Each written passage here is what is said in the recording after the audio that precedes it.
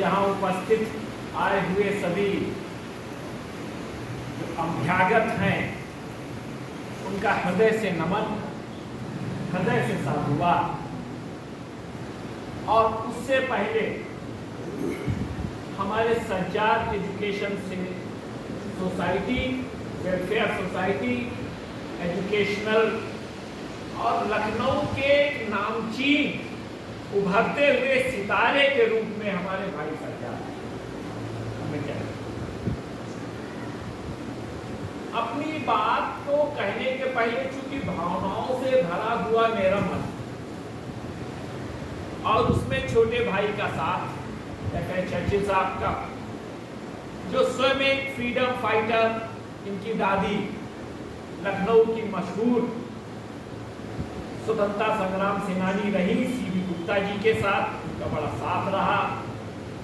इनके बाबा भी एमएलसी वगैरह रहे उस समय के, आजकल के नहीं, क्योंकि तब के और अब के में अंतर है, जमीन और आसमान का फर्क। तो सज्जाद भाई, आपको हृदय से साधुवाद कि आपने 1957 के जो स्वतंत्रता के जो सबसे पहले जो सिपाही जिसने अंग्रेजी बरतानिया हुकूमत के ऊपर गोली चलाई, उसका नाम मंगल पांडे था। जिसने सबसे पहले आवाज उठाई ये क्रांति की फिरंगी को मारो, उसका नाम मंगल पांडे था। जो लड़ा और केवल गोली चलाने के 7 या 8 दिन बाद फांसी के फंदे को जिसने चूमा, उसका नाम मंगल पांडे था। और वो मंगल पांडे हमें गर्व है किसी उत्तर प्रदेश का, वो बलिया का था।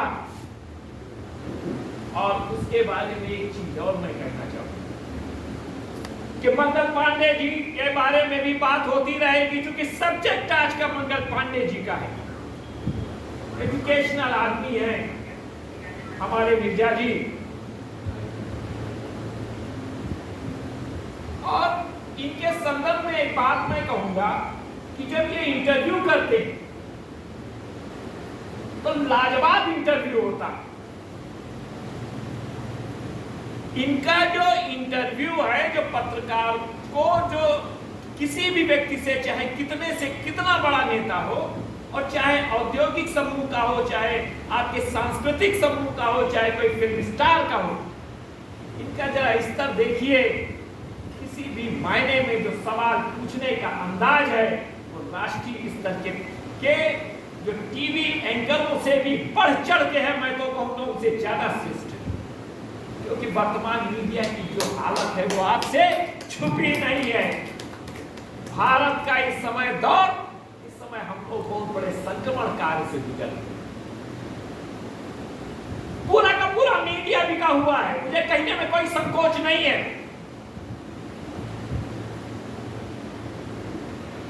एक गोदी मीडिया के नाम से हम सही और गलत में फर्क ही नहीं महसूस कर रहे हैं। मीडिया का काम सरकार को आईना दिखाना होता है, ना कि सरकार के साथ उसकी चरम पादुका शाही पे चल रहा है। हम किधर की ओर जा रहे हैं आज की डेट में, हमको ये भी देखना। तो ऐसे निर्भीक पत्रकार जो खुल करके आंखों में आंखें डाल करके सरकार से इतने बेबाकी तरीके से और इतनी अच्छी भाषा जो इंटरनेशनल लेवल की है, चाहे गार्जियन की आप देखिए, चाहे न्यूयॉर्क टाइम्स की आप देखिए, जरा इनका और उनका दोनों का कंपेरिजन कर लीजिए। भाषा का अंतर हो सकता है, वो अंग्रेजी में बोल सकते हैं और आप हिंदी में बोल सकते हैं, लेकिन जो स्तर है, जो प्रश्न पूछने का अंदाज है, वो किसी भी मायने में अंतर्राष्ट्रीय स्तर के किसी भी पत्रकार से कम नहीं है। और मुझे तो देख करके बड़ा हर्ष हो रहा है कि जो मुझे सभी जगह चाचा कहते हैं, हमारे बड़े भाई के बड़े सुपुत्र मेहंदी हसन जी, वो आवे और जरा थोड़ा मंच पे बैठे तो जरा हमें भी बड़ा अच्छा लगेगा।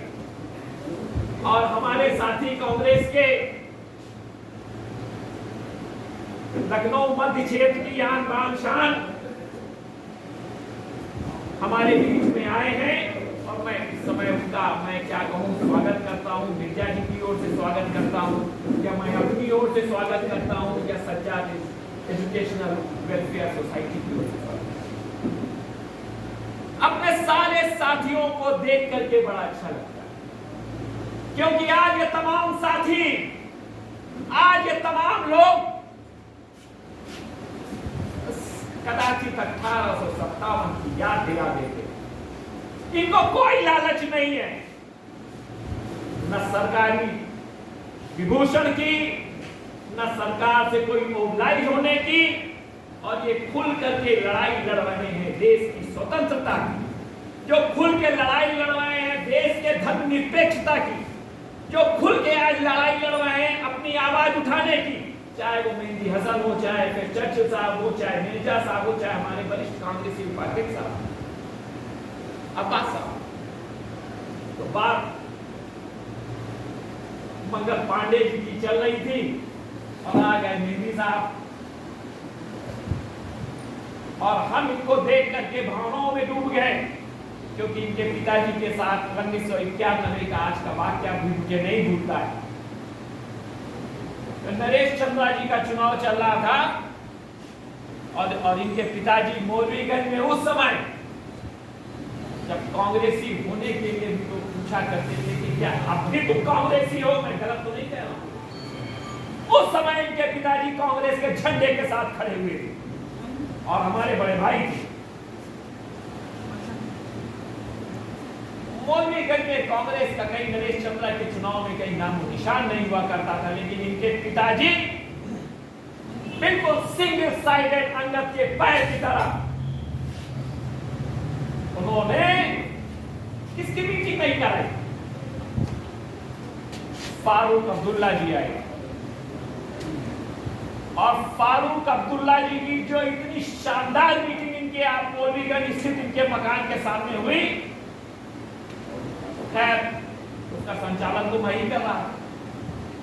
वो नरेश चंद्रा जी का चुनाव था, 91 के चुनाव था। कहने का केवल एक मतलब है कि जो ये तमाम लोग बैठे, चाहे चर्चिल साहब हो, चाहे अहमद साहब आप हो, आसिफ भाई के अन्य साथी, आज के धर्मनिरपेक्षता के नहीं, ये दलबदल प्रक्रिया के अंतर्गत आने वाले कुछ लोग और कुछ दोनों के आने के लिए इन्होंने अपना घर फूंक तमाशा देखा। देश की स्वतंत्रता के लिए, देश की आजादी के लिए, धर्मनिरपेक्षता के लिए, हिंदुस्तान को मजबूत बनाने के लिए ये वो लोग तमाम बैठे। आज तो राजनीति लगभग एक क्या कहें,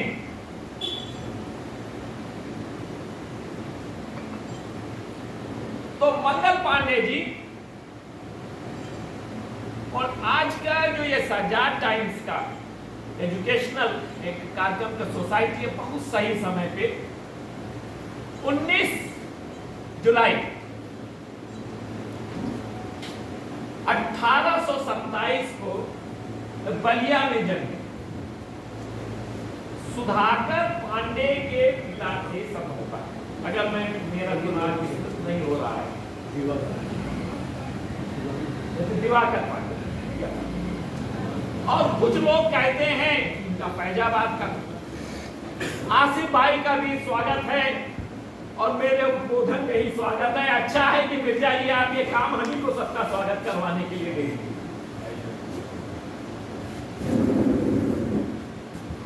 अगर अमीनाबाद के अंदर अलग जगाने वाला कोई कांग्रेस का है, धर्मनिरपेक्षता का है, तो हमारे आसिफ भाई साहब हर बार 26 जनवरी के लिए बिल्कुल अपना ईंट का कीला ठोक के गाड़े। तो साथियों, उस समय की परिस्थितियां जब अंग्रेजों के राज्य से, अंग्रेजों के दमन के उससे कोई आदमी सोचने को लेवल को छोड़ दो गोली चलाने के लिए, कोई सोच भी नहीं सकता था। अंग्रेजों के नाम से लोग कांप जाते हैं। ऐसे शख्स, ऐसे दिव्यात्मा, ऐसे भारत के महान सपूत, हिंदुस्तान के आजादी के प्रथम नायक, हमारे उत्तर प्रदेश और बलिया की आन बान शान, उनके लिए एक शेर जरूर कि शहीदों की चिताओं पर लगेंगे हर बरस मेले। और ये शेर भी किसका है? ये शेर राम प्रसाद बिस्मिल का है,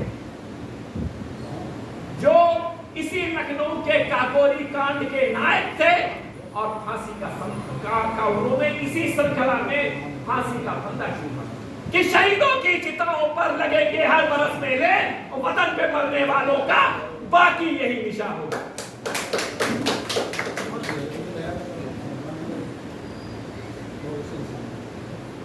सबसे पहले आप सभी लोग जानते हैं, मुझे बताने की कोई आवश्यकता नहीं, एक बात आती है, कुछ समय है हमारे पास समय है, कुछ समय आता है, कुछ बात आती है, क्योंकि भावनाओं से डूबा मेरा मन।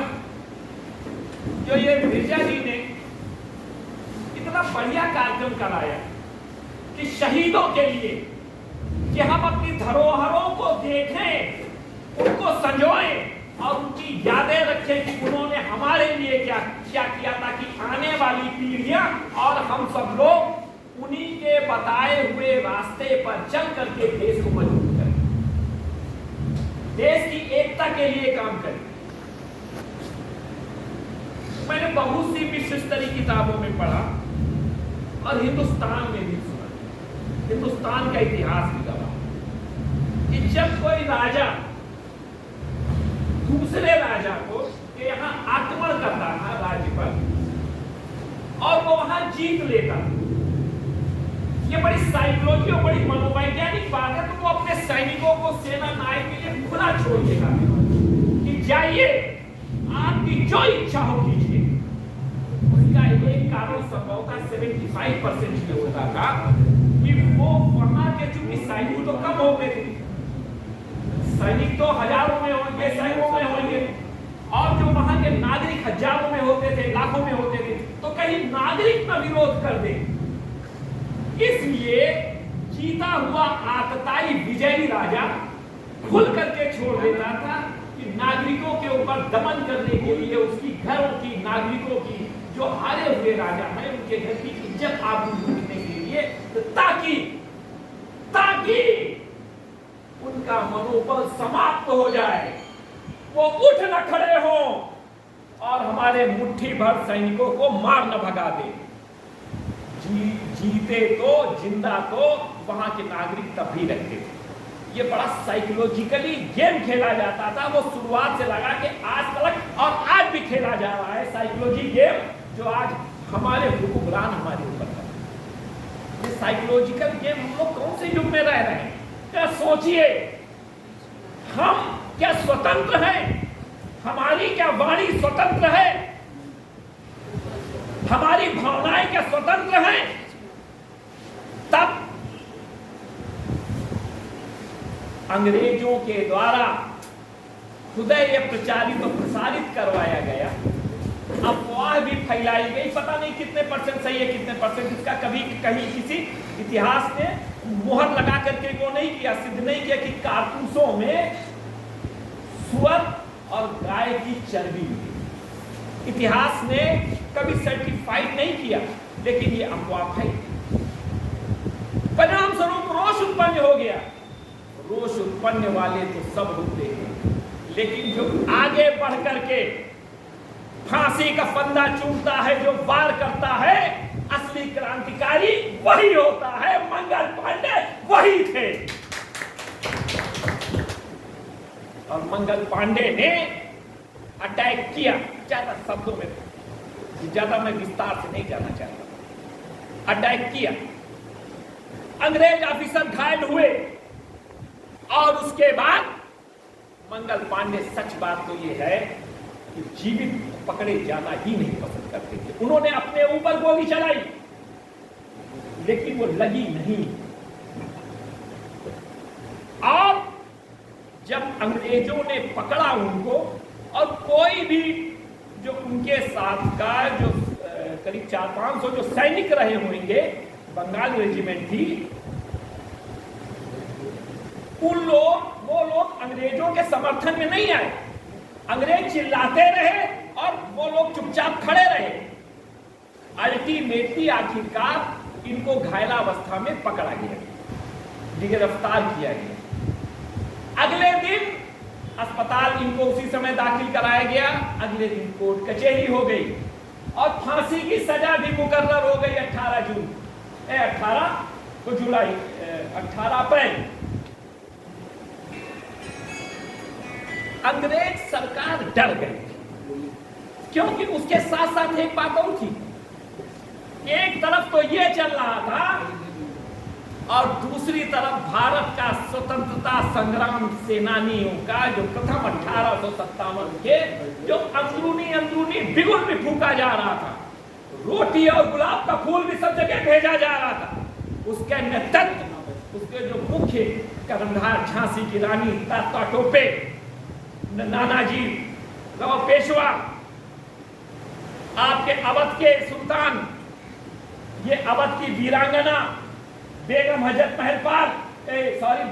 महल, ये सब तमाम इनके सेनानी थे। और जब मीटिंग बैठी तो सबने कहा कि अगर इसका नेतृत्व अगर कोई करेगा तो दिल्ली के शाह मोहम्मद शाह करेंगे, बहादुर शाह जफर करेंगे। और उन्होंने एडमिट किया कि मैं इसका नेतृत्व करूंगा, और कहा भी कि अब तो खड़क चलेगी, कहां तक, रंगून तक चलेगी। एक तरफ ये भी चल रहा था, बागियों में जब तलक ईमान की तख्त लंदन तक चलेगी, तेज हिंदुस्तान की। वाह वाह। एक तरफ ये भी, ये दोनों घटनाएं साथ साथ चल रही, और वो डेट थी 10 मई। 10 मई को भारत के स्वतंत्रता संग्राम सेनानियों का एक आंदोलन का सामूहिक विद्रोह होना, और ये थोड़ा पहले हो गया है ना, 80 फरवरी। वो क्यों चर्चित? हसन साहब गलत तो नहीं, मैं गलत तो नहीं कह रहे। अब अंग्रेज घबरा गए, क्योंकि उनकी पॉलिसी क्या थी? फूट डालो और राज्य करो। और आजकल के हुक्मरानों की जो हिंदुस्तान के, अब हम लोग यही रहते, उनकी क्या पॉलिसी है? फूट डालो, राज्य करो। अब परिणाम स्वरूप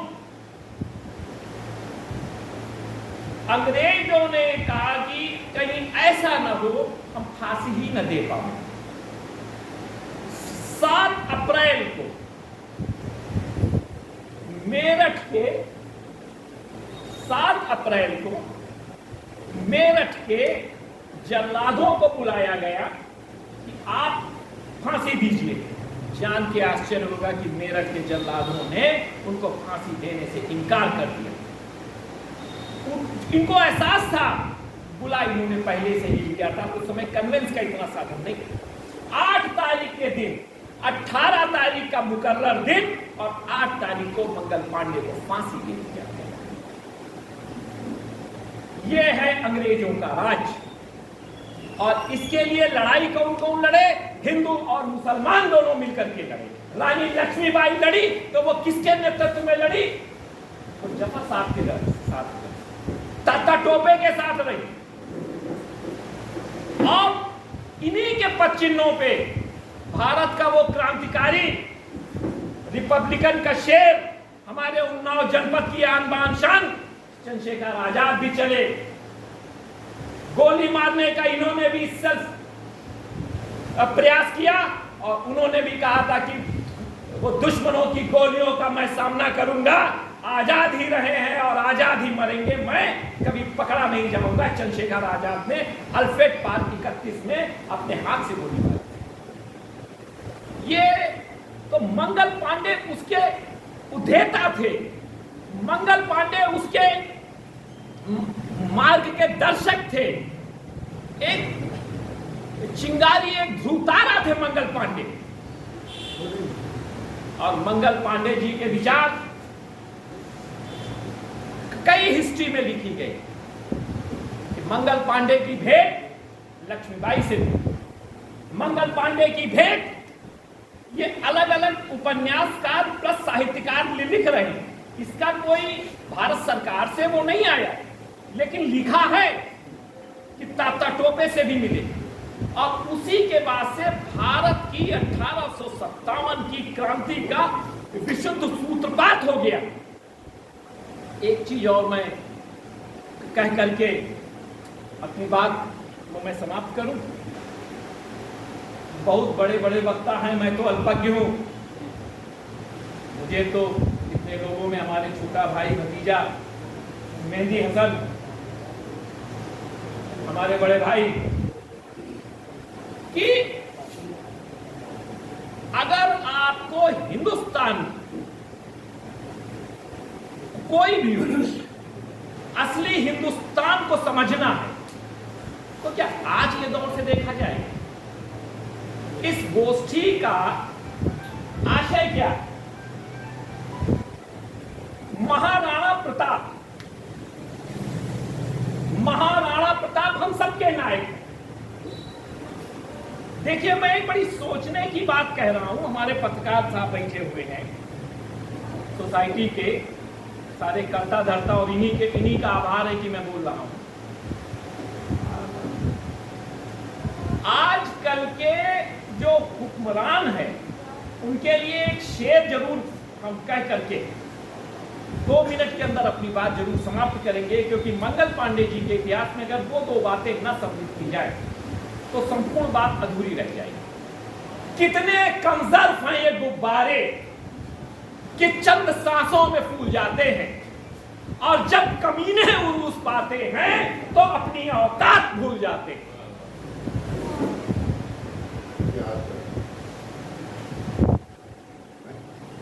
महाराणा प्रताप और अकबर, यह कौन सा युद्ध था? शिवाजी, इनका सब इतिहास में गलत व्याख्याएं की जा रही। शिवाजी औरंगजेब, ये कौन सा युद्ध था? ये धर्म के आधार पे आजकल का दिखलाया है। क्या धर्म के आधार पर? नहीं, एकदम नहीं था। महाराणा प्रताप का मेन सेना नायक कौन था? हाकिम खां थे, जिसने अंग्रेज ये मुगलिया सल्तनत के छक्के छुड़ा दिए थे, जिसके कारण महाराणा प्रताप की जान बची थी। उसने कहा आप जाइए, और वो इतना बहादुर था कि जब वो अमर शहीद हुआ, उसकी खोपड़ी कटी तो उसके जो नीचे का पोर्शन था वो करीब 15 मिनट तक लड़ाई लड़ता रहा। और शिवाजी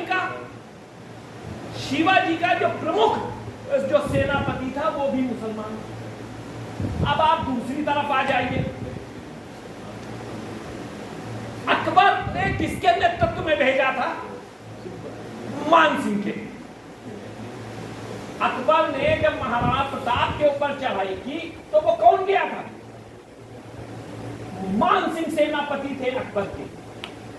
और शिवाजी के भी समय कोई हिंदू भेजा गया, वो जय सिंह भेजे गए, आमेर के राजा।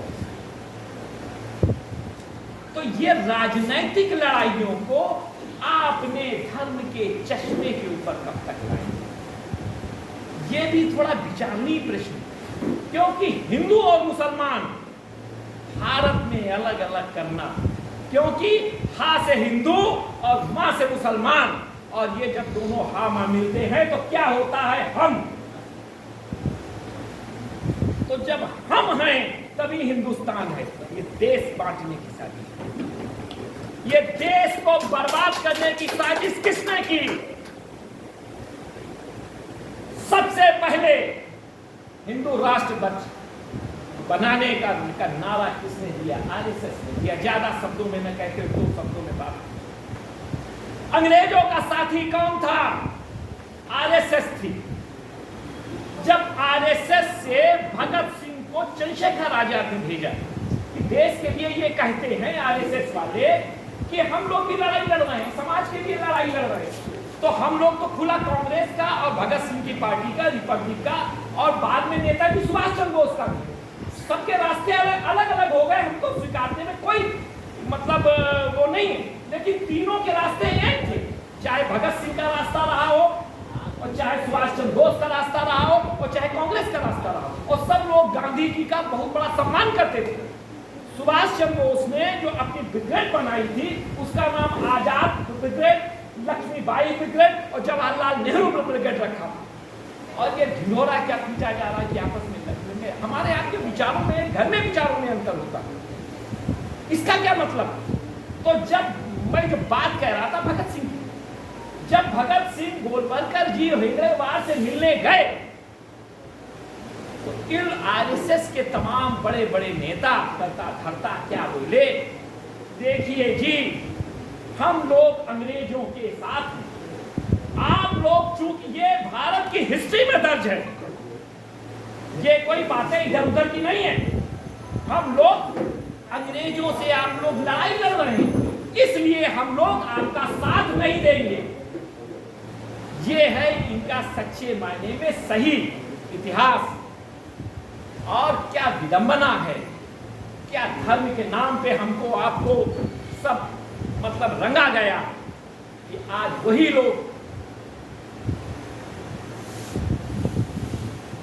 लोग जो हमें शिक्षा दे रहे हैं, आज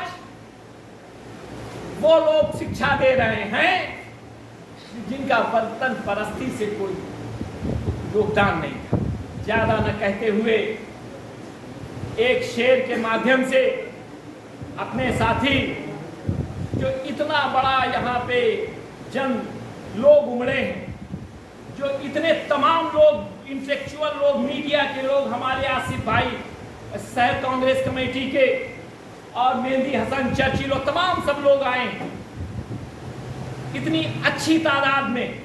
जब हाल ये खचाखच भरा हुआ है और तमाम मीडिया के, लखनऊ के प्रबुद्ध वर्ग के लोग हैं, हम लोग ये संकल्प ले मंगल पांडे जी के जन्मदिन के अवसर के 3 दिन पहले कि हम लोग देश की एकता के लिए काम करेंगे, देश की अखंडता के लिए काम करेंगे। ज्यादा न कहते हुए मैंने तो आप लोगों का बड़ा समय लिया, और वो शेर के साथ ही मैं अपनी बात जरूर खत्म करूंगा, क्योंकि आज चारों तरफ अंधेरा, बोलने से आदमी डरता, क्या हो जाएगा। हमारे युवा हृदय सम्राट राहुल गांधी जी का एक नारा है, डरो मत। तो उनके लिए बहुत कम शब्दों का एक शेर, मंगल पांडे को, लक्ष्मीबाई को, प्रथम स्वतंत्रता संग्राम सेनानी के जो सेनापति थे, जो राजा थे, वो जफर साहब, उनको, तात्या टोपे को, लाखों लाख करोड़ों करोड़ों जान अनजान तमाम लोगों को मंगल पांडे जी की जन्मतिथि के 3 दिन पेशतर एक श्रद्धासुमन अर्पित करते हुए आज के परिप्रेक्ष्य में, आज के नवयुवकों के लिए कि सब मिल के पुकारेंगे तो लौट आएगा माझी, सब मिल के पुकारेंगे तो लौट आएगा माझी। आओ मेरी आवाज में आवाज मिला दो, ये खामोश मिजाजी हमें जीने नहीं देगी, इस दौर में जीना है तो कोहराम मचा दो। जय हिंद, जय भारत, जय कांग्रेस, और जय हमारे भाई जमा।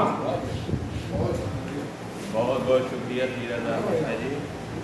नेशनल हैंडीकैप फाउंडेशन के वसीम भाई बैठे हैं, और ऑल इंडिया रिपोर्टर एजुकेशन के एएस खान हैं, अनूप भाई हैं, और काफ़ी पत्रकार बंधु यूसुफ साहब हैं, तो काफ़ी मीडिया बंधुओं का भी स्वागत है।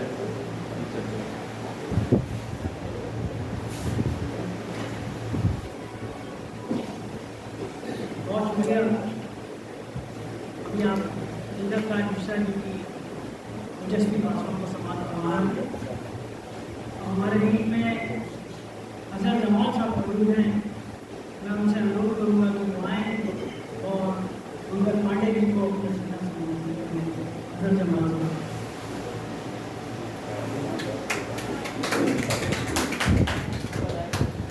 शुक्रिया चर्चिल भाई।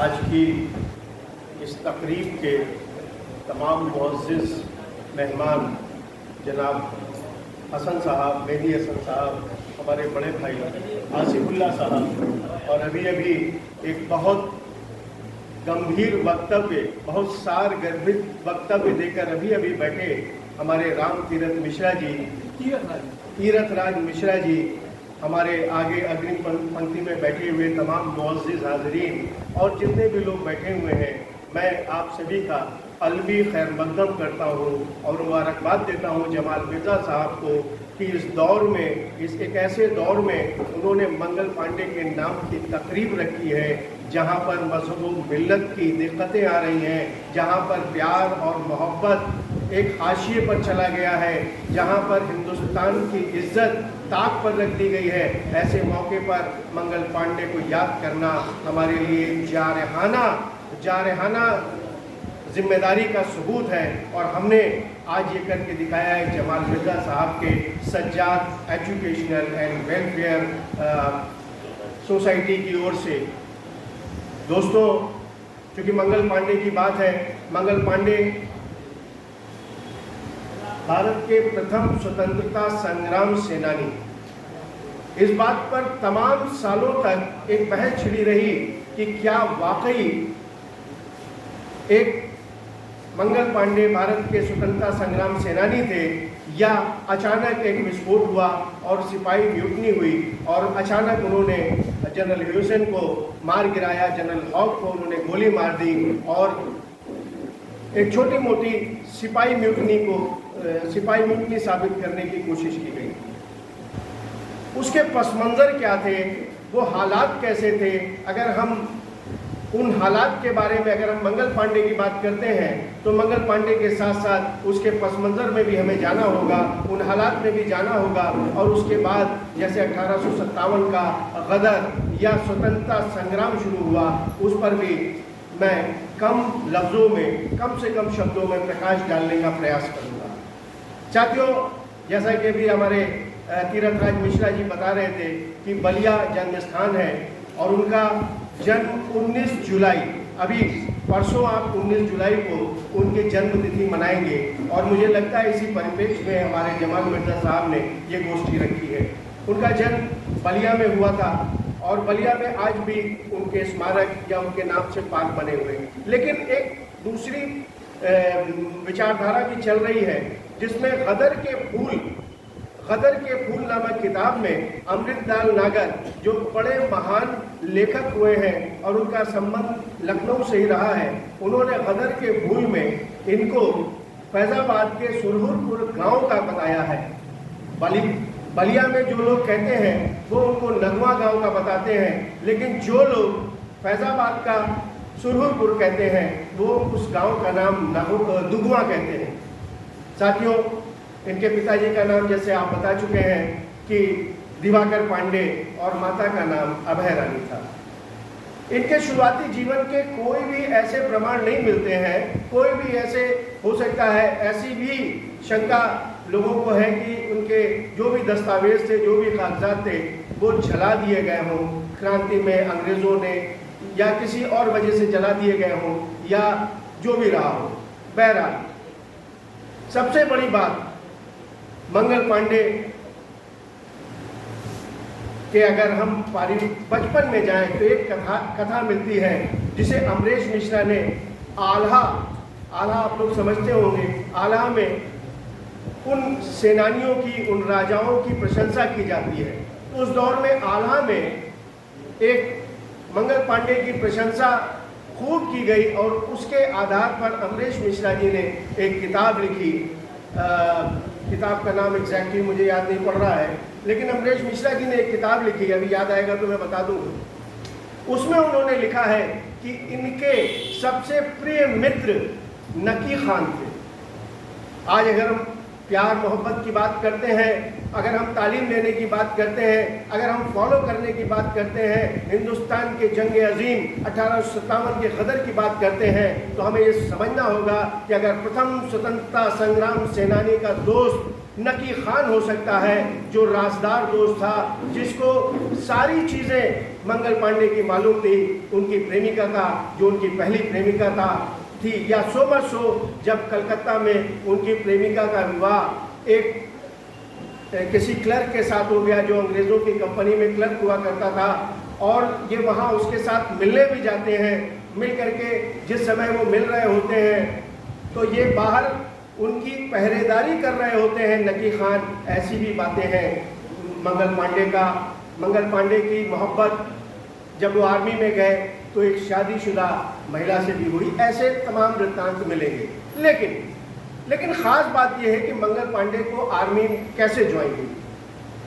आप लोगों ने मंगल पांडे फिल्म देखी होगी, उसमें तमाम चीज़ें हैं, लेकिन एक होली का सीन आप लोगों ने देखा होगा, और हम अभी तक यही समझते रहे, तमाम सालों तक ये समझते रहे कि होली का सीन उसमें मसाले के लिए प्रोड्यूस किया गया, मसाले के लिए डाला गया। फिल्मों में जैसे कि फिल्मों का एक चरित्र होता है कि किसी भी स्टार की, किसी भी फ्रीडम फाइटर की जब फिल्म बनाते हैं तो उसमें मसाला डाला जाता है। लेकिन साथियों, अंग्रेज़ों का चरित्र उस होली के गाने में दिखाई देता है, जो वहाँ पर शायद पूरी तरह रिफ्लेक्ट नहीं हो पाया। मैं उसको आपको बताने की कोशिश करूँगा कि अंग्रेज़ कुछ महिलाओं को एकत्रित करते थे जो तीसरे समाज की थी, जो प्रोस्टिट्यूशन का कार्य करती थी। उनको एकत्रित करके होली से 1 महीने पहले गाँवों में, कस्बों में ले जाते थे, उनके नाच कराते थे, और उस नाच के अंतर्गत नौजवानों को उनसे आकर्षित करते थे, और उस आकर्षण के अंतर्गत, उस आकर्षण के फलस्वरूप जो भी नौजवान आकर्षित होकर के उससे मिलते थे, उसको वो सीधे सीधे फौज में भर्ती करा देती थी। ऐसे ही एक धीर सिंह का जिक्र आया है, जो मंगल पांडे के दोस्त हुआ करते थे। ऐसे ही एक मेले में जब वो नाच रही थी तो उसके धीर सिंह उससे आकर्षित हो गए। मंगल पांडे ने लाख मना किया, लेकिन वो उससे आकर्षण के फलस्वरूप, काफ़ी लंबी कहानी है, समय कम होता है, इसलिए शॉर्ट में यूँ आप समझ लीजिए कि वो उसके मोह पाश में फंस करके आखिरकार वो फौज में भर्ती हो गए। लेकिन मंगल पांडे इस तरह भर्ती नहीं हुए। मंगल पांडे, जैसा कि गदर के फूल में ये वृत्तांत लिखा हुआ है कि मंगल पांडे अकबरपुर गए हुए थे किसी काम से। अकबरपुर में जीटी रोड पर एक सैनिक टुकड़ी जो कलकत्ता से मार्च करती हुई आ रही थी, मंगल पांडे को उन्होंने देखा, और मंगल पांडे के हृष्ट पुष्ट शरीर को देख करके उन्हें आमंत्रण दिया कि तुम फौज में भर्ती हो जाओ। चूँकि मंगल पांडे के परिवार की आर्थिक स्थिति थोड़ी खराब हो चुकी थी, और मंगल पांडे के मन में ये विचार भी था कि मैं देश के लिए कुछ करूं, क्योंकि वो परिस्थितियां जो उस समय भारत देश की थी, मंगल पांडे को पसंद नहीं आती थी। मंगल पांडे एक देश प्रेमी व्यक्ति थे, अपने माता पिता और अपनी भारत माता के लिए समर्पित थे। हालांकि वो कट्टर हिंदू थे, कट्टर ब्राह्मण थे। जैसा कि अभी हमने आपको बताया कि नकी खान के घर उनका प्रेम इतना ज़्यादा था कि उनके घर में जाते थे और उनके यहाँ भोजन आदि भी करते थे। लेकिन पहले उनके फौज में भर्ती होने की बात बता दूं कि वो जब उन्होंने देखा कि मैं इस फौज में जाकर के पैसा भी कमा सकता हूँ और देश सेवा भी कर सकता हूँ, तो उन्होंने वहीं पर ये स्वीकार कर लिया और फौज में भर्ती हो गए। और आगे बढ़ करके जब उसी टुकड़ी में पहुँचे जहाँ धीर सिंह उनका मित्र था, और उसने अपनी सारी गाथा बताई कि किस तरह वो उनसे आकर्षित होकर के और फौज में आ गया। बहरहाल आगे चलते हैं। मंगल पांडे जब 34वीं बटालियन में भर्ती हुए, उस समय दिसंबर 56 की बात है। दिसंबर 56 में ये एक एनफील्ड राइफल लॉन्च हुई, और उस एनफील्ड राइफल में जो कारतूस यूज़ किया जाता था, उसमें दांत से काट करके, जैसा मिश्रा जी ने बताया, उतनी बात तो यह बता चुके हैं, मैं उसके आगे चलता हूँ। बाद में विलियम जॉन के इन्होंने अपनी रिपोर्ट में ये लिखा है कि इस कारतूस में ऐसी शय का इस्तेमाल किया गया था, इसलिए कहीं ना कहीं इन सेनानियों का, इन सैनिकों का विरोध जायज़ था। और बाकी आपको अभी बता चुके हैं कि किस तरीके से, लेकिन ये स्वतंत्रता का 1857 कैसे फैला, कैसे विस्तारित हुआ।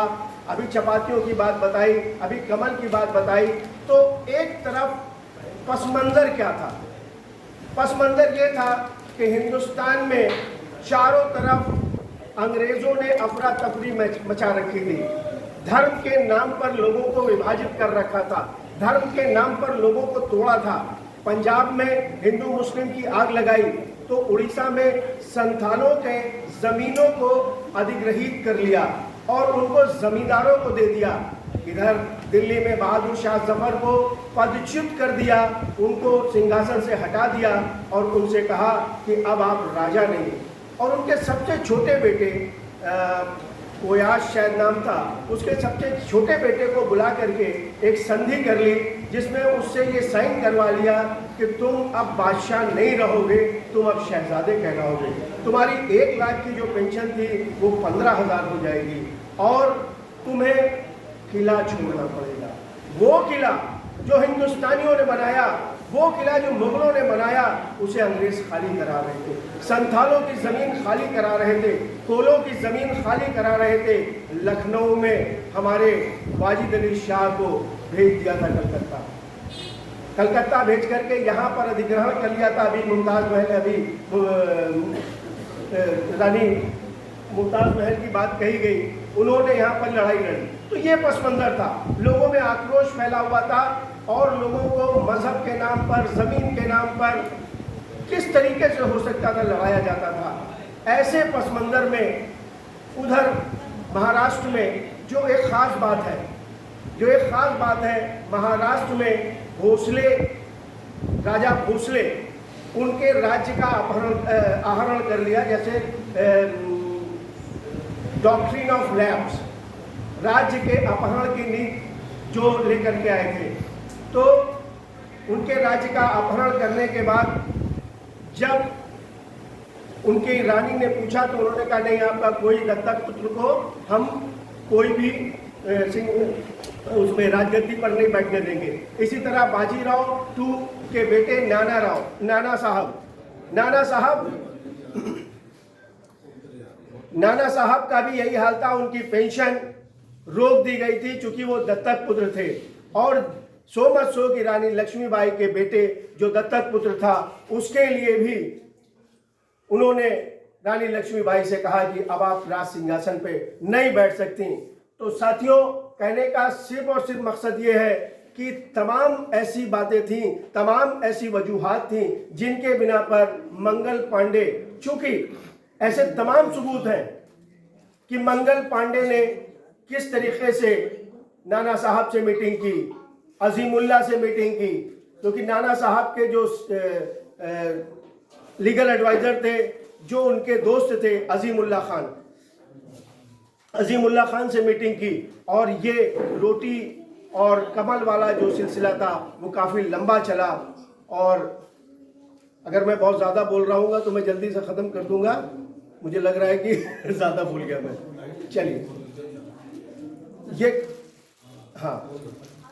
ये कमल का सिलसिला। और उसी वक्त इन लोगों को, मंगल पांडे को ये पता चल चुका था कि हमारी जो आर्मी है, जो हमारी बंगाल की आर्मी है, इसको रंगून से एक सेना बुला करके इसको कैद करा लिया जाएगा। और इसलिए उन्होंने जो 31 मई की तारीख घोषित हुई थी, उसको 10 मई को ही उन्होंने रिवोल्ट कर दिया, 29 मार्च को ही रिवोल्ट कर दिया और जनरल ह्यूसेन और वॉक को गोली मार दी।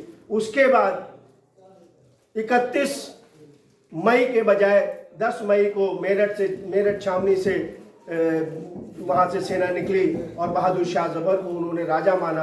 और उसके बाद 1857 का गदर चलता रहा।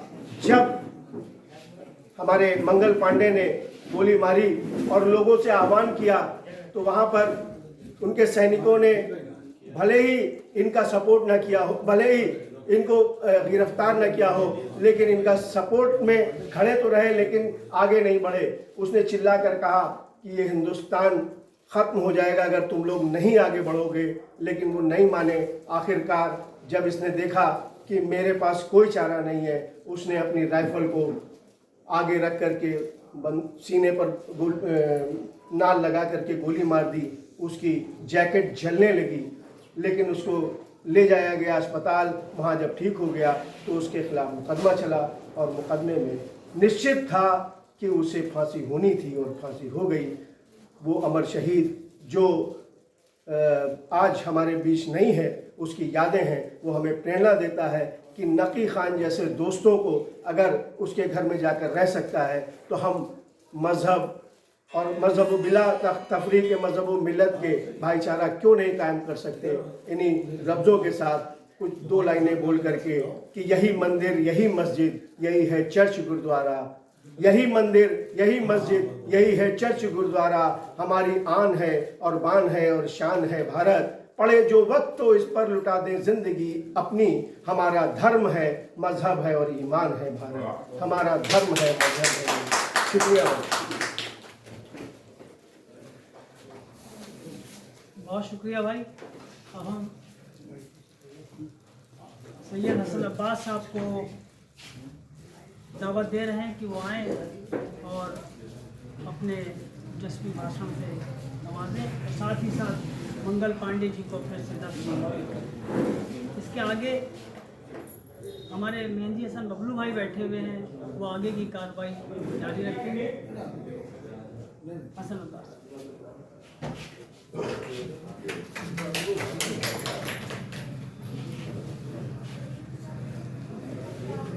शुक्रिया जनाब चर्चिल साहब। चर्चिल साहब से हमारा आज का मामला नहीं है। इनकी मरहूमा दादी शहर कांग्रेस कमेटी लखनऊ में बैठा करती थी। हमारे आसिफुल्ला खां साहब ये हमारे साथ 2008 वाली भी कमेटी के अंदर वाइस प्रेसिडेंट रहे, आज इतने पुराने साथ हैं। और हमारे बीच में मेहंदी हसन साहब, इनके वालिद इखलाक मिर्जा साहब, जो नरेश चंद्र श्रीवास्तव के तो खास वही करते थे, फजले मसूद के मुहिम को आगे बढ़ाने में और उस वक्त पर आर्थिक मदद देने में, सहयोग कराने में जो रोल निभाया इखलाक मिर्जा साहब ने, उसकी कुछ जितनी भी तारीफ की जाए मरहूम की पार्टी के लिए वो कम नहीं है। क्योंकि इस और हमारे बीच में तीर्थराज मिश्रा जी मौजूद हैं जो एक ऐसे जिले से ताल्लुक रखते हैं उन्नाव से, जहां चंद्रशेखर आजाद जैसे क्रांतिकारी और भारत के बड़े बड़े राष्ट्रीय नेता उसी उन्नाव जनपद से हुए। आप पूर्वार्ध में चुनाव भी लड़ना चाहते थे, क्योंकि हमारी बहन आरती वाजपेयी चुनाव लड़ी। तो अजहर जमाल साहब ने भी आपको बताया सारा मंगल पांडे जी के बारे में। आज इस गोष्ठी का आयोजन जमाल मिर्जा साहब ने Sajjad educational and welfare society में मंगल पांडे जी के विषय पर गोष्ठी रखी। इन वक्ताओं ने आपको बता दिया, बहुत कुछ बता दिया। मैं बताना चाहता हूं मंगल पांडे के इतिहास के बारे में, जैसा कि बता रहे थे भाई अभी मौजूद होकर के जन्म उनका दो दो जगह दिखाया गया, बलिया में भी दिखाया गया, फैजाबाद में दिखाया गया। लेकिन जो भी इतिहासकारों ने लिखा, हर इतिहासकार अपने अपने हिसाब से लिखता है। सच्चाई ये थी कि नियत सबकी एक थी। ये प्रथम सेनानी थे स्वतंत्रता के, इन्होंने बगावत की थी। वो क्या बताया, कारतूस के अंदर चर्बियों के बारे में वो क्रांति हुई, फौज में बगावत हुई।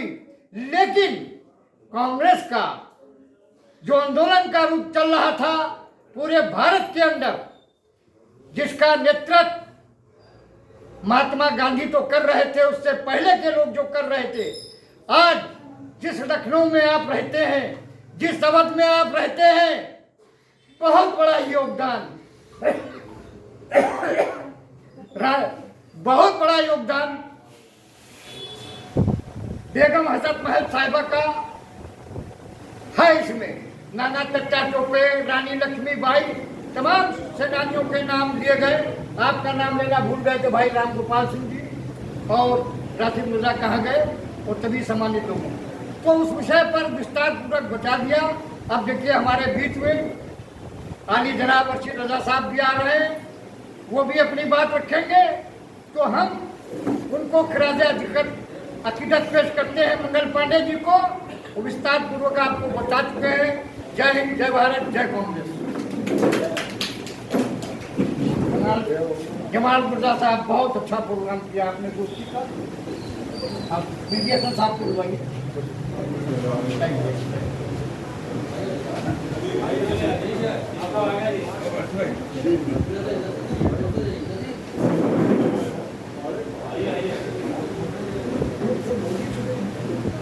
सबसे पहले जमाल मिर्जा साहब को मुबारकबाद बधाई दूंगा, जिन्होंने इतना शानदार सेमिनार यानी संगोष्ठी का आयोजन किया।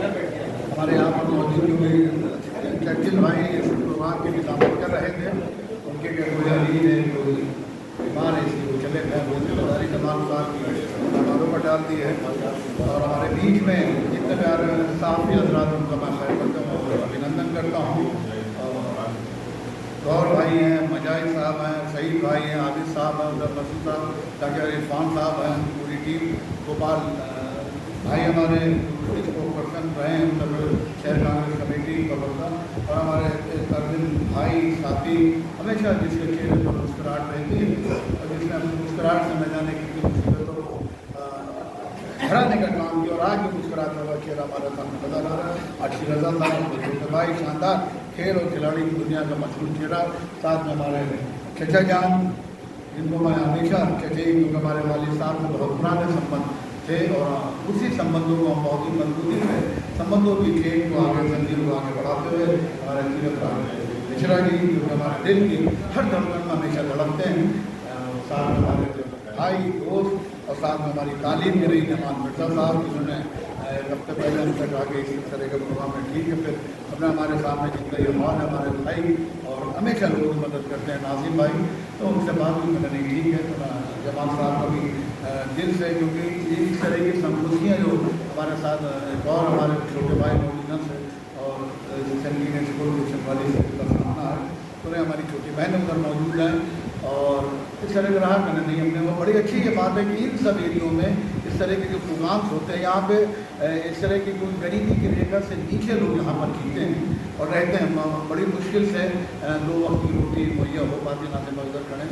तो उस क्षेत्रों में मंगल पांडे जैसे और जितने भी फ्रीडम फाइटर हैं, जिनकी न जाने कितने नायाब उपलब्धियाँ रही हैं, उसको लोगों के बीच में लाने को जो यहाँ मुकर्रीन जो हमारे बहुत शानदार हमारे भाई ने तकरीर रखी है उनकी, और बताया कहाँ पे क्या क्या किस किस की कितनी कितनी कुर्बानियाँ थी। वो जब इन नौजवानों में जो आने वाले कल का भविष्य हैं, तो हिंदुस्तान की आबादी का 65% ये नौजवान तबका है जो देश की तकदीर और तस्वीर को बदलने में अहम किरदार निभाता आएगा। तो साथ में हमारे सैयद हसन अब्बास साहब, जो कि शहर कांग्रेस कमेटी के वरिष्ठ उपाध्यक्ष भी हों, न जाने कितने पदों को अपनी कारगुजारी से, अपने शानदार काम से उस पद को, उस जिम्मेदारी को 4 चांद और 8 सितारे और सूरज लगाने का काम करते हैं। हसन अब्बास साहब एक और हमारे चचा मोदी हैं हमारे वालिद साहब, उनका बहुत पुराना वास्ता था और हमेशा कांग्रेस के प्रोग्रामों में तो जितने भी प्रोग्राम रहते थे उनमें रहते थे। तो आसिफुल्लाह खान साहब, जो कि उस वक्त हमें लगता है कि पहली बार जब वो चुनाव या लोग ये पार्षदी वाला जो म्यूनसिपलिटी वाला खुला था, लगभग 20 या 25 साल के बाद में हुआ था। उस वक्त ये पार्षद है, तो उस वक्त एक क्षेत्र में 2 पार्षद हुआ करते थे, एक आसिफुल्लाह भाई और दूसरे शफीकुर रहमान साहब, जो आज भी चुनाव इस बार भी जीते हैं। हम लोग तो बहुत करीबी हैं क्रिकेटरों से ज़्यादा वास्ता रहा, हम लोग गलती से क्रिकेटर रहे और जिस तरह से वो रहा। तो आसिफुल्लाह भाई का भी एक अपना अजीम किरदार रहा है, योगदान रहा है। और हमारे बीच में जितने भी साफ़ी हजरात हैं, हमारे गोरे भाई पीछे बैठे हैं, हर मौके पर प्रोग्राम को बहुत ही शानदार तरीके से कवर करते हैं, जो दूसरे दिन हम सब टीवी पे या समाचार पत्रों में देखते हैं। खैर अभी सिलसिला चलता रहेगा। अभी तो नाम मंसूर भाई हमारे जो कि हैं तो ये 68 या 65 साल के होंगे, लेकिन 18 साल से ज़्यादा नहीं नजर आती कि 18 साल के लड़कों से ज़्यादा काम करने की सलाहियत इन पे है और हमेशा लगे रहते हैं। ये बहुत अच्छी बात है कि इस तरह के अपने आप को करते हैं। अगर आपको जिस दिन आपने महसूस कर लिया कि आप बूढ़े हो गए तो उसके बाद फिर आप कोई काम नहीं कर सकते। तो खैर मंसूर भाई के लिए भी दिल से दुआएं निकलती हैं, ये भी दुआ करते हैं आप सब के लिए दुआ करें। अब मैं सबसे पहले चाहूँगा अरे उससे उसी में देखिए हिंदुस्तान में आसिफ भाई 31 स्टोरीज हैं, 31 पूरी दुनिया में, लेकिन उन 31 स्टोरीज में लाखों स्टोरियाँ बन गई, फिल्में बन गए, प्ले बन गए, नाटक बन गए। तो उसी में इश्ताक भाई भी हमारे आ गए हमारे इकरार गुजारी से। तो मैं चाहूँगा सबसे पहले आप आए, क्योंकि कहते हैं हज़ारों साल नरगिस अपनी बेनूरी पर होती है और बड़े मुश्किल से होता है चमन पैदा। हमारे आसिफुल्लाह भाइयों शानदार तकरीर से हम सबको नवाजेंगे। आपसे बोला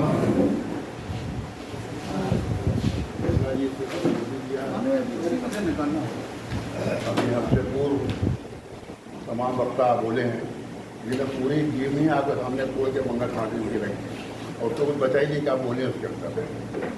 मैं उनको राजा अकीदत पेश करता हूँ और जमाल भाई को बहुत बहुत मुबारकबाद देता हूँ। तो इस तरह के कार्यक्रम ये करते हैं। इससे पहले भी एक प्रोग्राम किया था अभी वहाँ पे भाई मेरी ख्याल में इस्लाम और हमारी जिम्मेदारियों का, वही बड़ा अच्छा टॉपिक था और ये भी टॉपिक बहुत अच्छा है।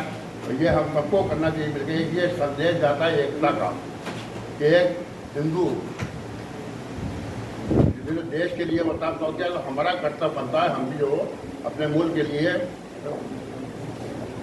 वो बने जब मुल्क बगैर वो बात आती है तो उसके लिए हम सब मिलकर खड़े हो जाए। ये इसका संदेश जाता है, यही एकता सिखाती है हम सबको। और जमाल साहब इस तरह कार्यक्रम करते हैं, मैं उनका बहुत बहुत उनको बधाई देता हूँ। अल्लाह दुआ करता हूँ कि इनके यह और ऐसा कार्यक्रम है तो तरक्की मिले को। और जो अखबार इनका है एजुकेशनल सोसाइटी इनकी बनी हुई है वो भी तरक्की करे, क्योंकि अखबार से हम लोग भी जुड़े हुए हैं। हम लोग को नाता पुराना नेशनल और नौजवान कॉन्फ्रेंस से रहा है। और उसके बाद क्योंकि अखबार की ऐसी वो होती है कि अगर बंद हो गया अखबार तो अपना भी अखबार निकालने की वो होती है, वही फिर जुड़े रहें। तो उसी सिलसिले में हमारे जमात भाई भी सारे काफ़ी मेहनत करते हैं उस अखबारों के लिए, हम लोग भी करते हैं। लेकिन अखबार निकालने का काम जो है सिर्फ बड़े लोगों को फ़ायदा पहुँचाएगा, छोटे लोगों के लिए कोई इसकी नहीं होती है। बहरहाल ये कोई मुद्दा अलग है, वो हम लोग का अखबार वालों का मुद्दा है। ये एक आज़ादी का मुद्दा है, आज़ादी के मत वालों का मुद्दा है। इस मुद्दे पे हम सबको एकजुट होकर कार्य करना पड़ेगा। और ये अंग्रेज़ों का काम तो हमेशा रहा है कि लड़ाओ और राज करो, वही काम आज हो रहा है। आज हिंदुस्तान में वही कार्य किया जा रहा है कि लड़ाओ और राज करो। आज आप देखिए कि हमें बोलना ही चाहिए, मणिपुर जल रहा है, मणिपुर पूरी तरह खत्म हो गया है। हमारे मुखिया जो हैं वो विदेशों में अय्याशी कर रहे हैं। मैं बहुत स्पष्ट करता हूँ, मैं बिल्कुल सफा बात करता हूँ। तो वो जाके वहाँ अय्याशी कर रहे हैं, उनको मुल्क की कोई चिंता नहीं है। और अगर कोई मुल्क की चिंता कर रहा है वो है राहुल गांधी जी हमारे, तो उनको बुरा भला कहा जाता है, पप्पू कहा जाता है, तो क्या क्या लफ्ज़ पाल के जाते हैं। तो बहरहाल उनका जो फर्ज था आदि शासन जाने, मेरा पैगाम मोहम्मद ने जहाँ तक पहुँचे। ये राहुल जी का अपना हुआ है। धन्यवाद, जय हिंद, जय भारत।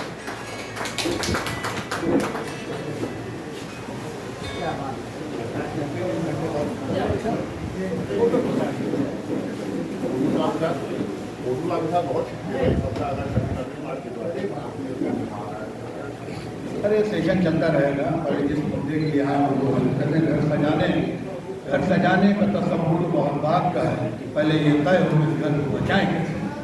तो आसिफ भाई ने बहुत शानदार कम अल्फाजों में अपनी तकरीर को शानदार पैगाम दिया किस तरह से क्या क्या रहा। इसलिए है कि दरख्त नीम हूँ मैं, मेरे नाम से घबराहट तो होगी। दरख्त नीम हूँ मैं, मेरे नाम से घबराहट तो होगी। छाँव ठंडी ही दूंगा, बेशक पत्ते कड़वे तो होंगे, पर पत्तों में कड़वाहट तो होगी। तो छाँव ठंडी ही दूंगा लेकिन पत्तों में कड़वाहट तो होगी। उन्हें बहुत ही कम अल्फाजों में अपनी बात को कही। अब इस सिलसिले को शानदार तरीके से हमारे सामने बाबर साहब ने है और हमारे छोटे के साहबजादे हमारे बेटे सैयद मोहम्मद अब्बास साहब, कमर साहब और जितने हैं हमारे गोरे भाई तो ये सब जुड़ते रहेंगे। नाजिम भाई उधर एक साइड में मुस्कुरा रहा, मैं चाहूँगा उस मुस्कुराहट भरा चेहरा जो हमेशा मुस्कुराता रहता है, अंधेरे में जो रोशनी की शम्मा जलाता है, क्योंकि देखिए अंधेरे में रोशनी हमेशा रहेगी, लेकिन रोशनी में अंधेरे की जरूरत नहीं रहती। तो वो दिया है, वो हीरा है जिसका नाम अक्षरता है। मैं चाहूँगा उस रोशनी को और आगे तक ले जाए। मैं चाहूँगा साहब आए इस मुबारक मौके पर, जिनका नाम मंगल पांडे जी हैं, जिन्हें न जाने कितनी कुर्बानियाँ देकर हिंदुस्तान की जो आज़ादी की जो सफ़र था उसकी शुरुआत की थी, उस सफ़र को आगे बढ़ाते हुए कितने क्रांतिकारी आए, और उन क्रांतिकारियों के बाद ये क्रांतिकारी हमारे साथ जो नौजवान भाई हमारे बहुत अच्छी करी उस बात को आगे बढ़ाएंगे। बहुत बहुत शुक्रिया मेहदी हसन साहब, मौजूद हजरात, और इस प्रोग्राम के रूह रवां हमारे जमाल मिर्ज़ा साहब, इनकी जितनी सताइश की जाए वो कम है। उन्होंने इतना अच्छा प्रोग्राम यहाँ पे रखा। आसिफ भाई अभी बोल रहे थे, हम लोग ज़माने से देख रहे हैं उनका लहजा, उनका तरीका, और बहुत ही अच्छी बात है कि ऐसी जगह पे ये प्रोग्राम ऑर्गेनाइज हो रहा है। हसन अब्बास भाई मौजूद हैं जो हमारे सीनियर कांग्रेस के लीडर भी हैं, और धीरज मिश्रा जी मौजूद हैं,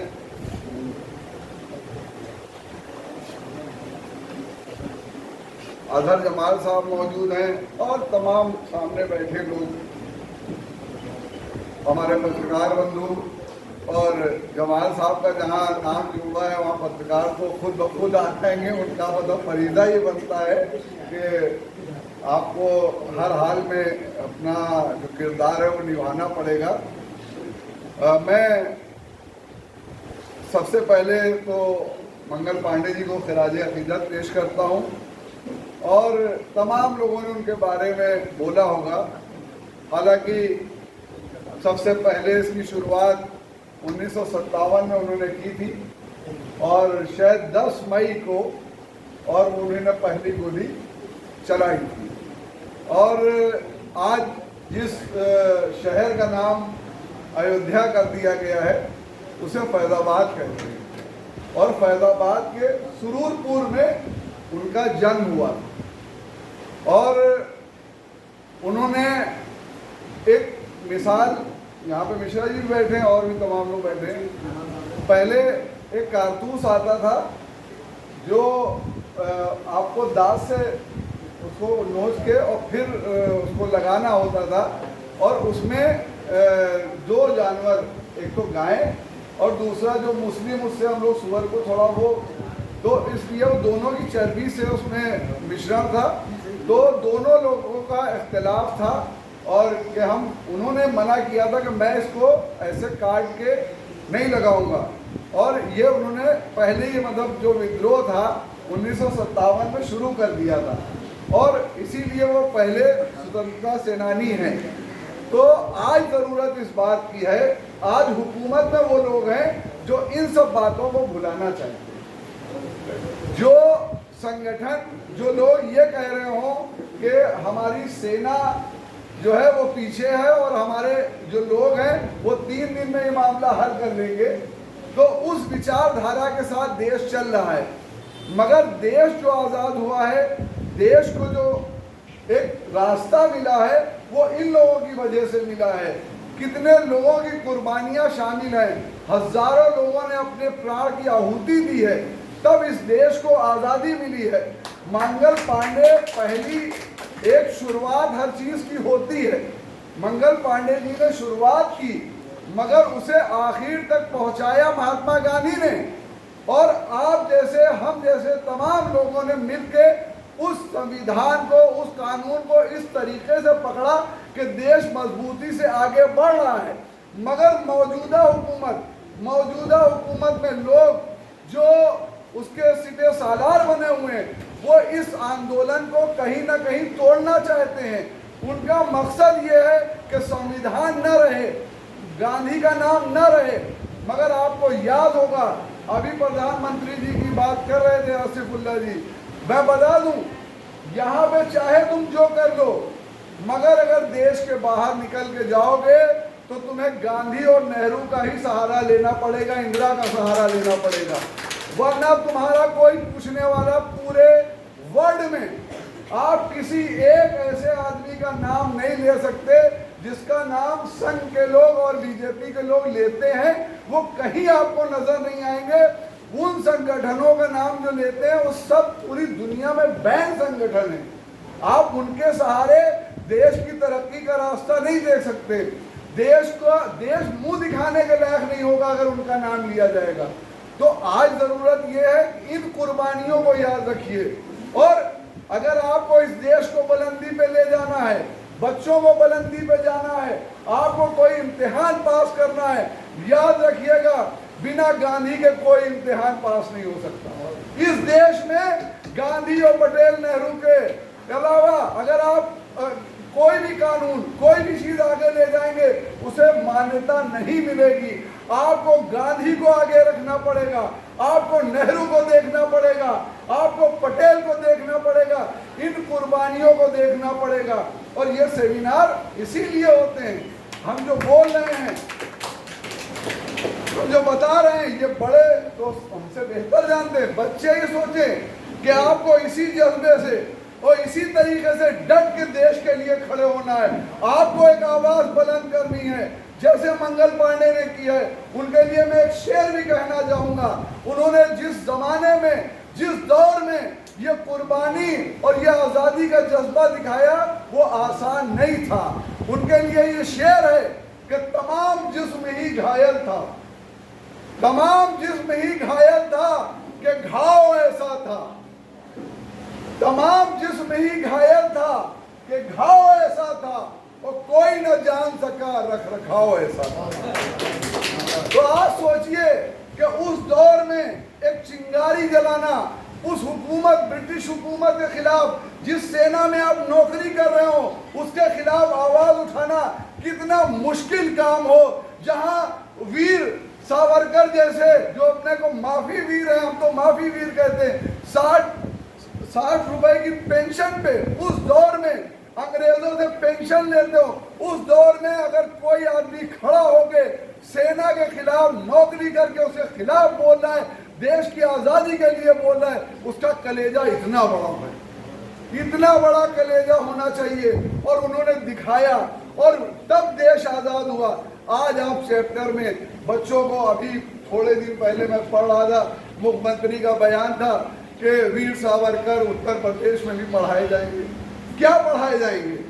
क्या पढ़ेंगे ये बच्चे? वीर सावरकर का कैरेक्टर क्या है? कैरेक्टर इन बच्चों को पता होना चाहिए। एक नहीं, 4-4, 5-5 माफीनामे मौजूद हैं।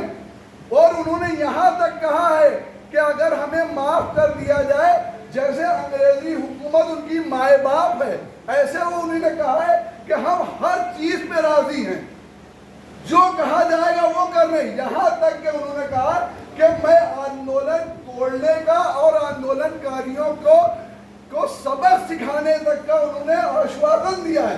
तब उन्हें 60 रुपए मिलते थे। आप हमसे पूछते हैं कांग्रेस ने क्या किया, हमसे पूछते हैं गांधी क्या है, हमसे पूछते हैं कि नेहरू क्या है, हमसे पूछते हैं पटेल क्या है। हम बताएं, वो हिंदुस्तान है, वो हिंदुस्तान है। और इन लोगों ने जो दगाबाजी की है उसको देश भुला नहीं सकता। आप चाहे जितनी बड़ी हुकूमत खड़ी कर लीजिए, कुछ कर लीजिए, चाहे जैसे सरकारें बना लीजिए, मगर गांधी को कोई पिछाड़ नहीं सकता। गांधी गांधी है, गांधी हमेशा रहेगा। महात्मा गांधी ने कहा था कि हजरत इमाम हुसैन ने जिस तरीके से 72 लोगों को ले जाके कुर्बानी पेश करके दुनिया के दिलों में वो हरारत पैदा की है जो जुल्म के खिलाफ ता कयामत जागती रहेंगी, उसी को देखते हुए, उसी को प्रेरणा लेते हुए महात्मा गांधी ने दांडी यात्रा में 72 लोगों का चयन किया था। तो आप याद रखिए, जुल्म के खिलाफ आवाज जो उठेगी वो गांधी की आवाज होगी। और गांधी अगर कहीं से नसीहत ले रहे हैं तो हजरत इमाम हुसैन से ले रहे हैं। आपको इस बात को सोचना होगा और इस तरीके की तानाशाही सरकारों के खिलाफ आवाज उठानी पड़ेगी। आप अपने हक और हुकूक के लिए पीछे ना हटिए। और ये स्वतंत्रता सेनानी जितने हैं, इनके प्रोग्राम हमेशा ऑर्गेनाइज होंगे। जब इनके ऑर्गेनाइज होने से उन्हीं लोगों को ज्यादा प्रॉब्लम है जो झूठी विचारधारा को आगे बढ़ाना चाहते हैं। आपको सच को जिंदा रखना है।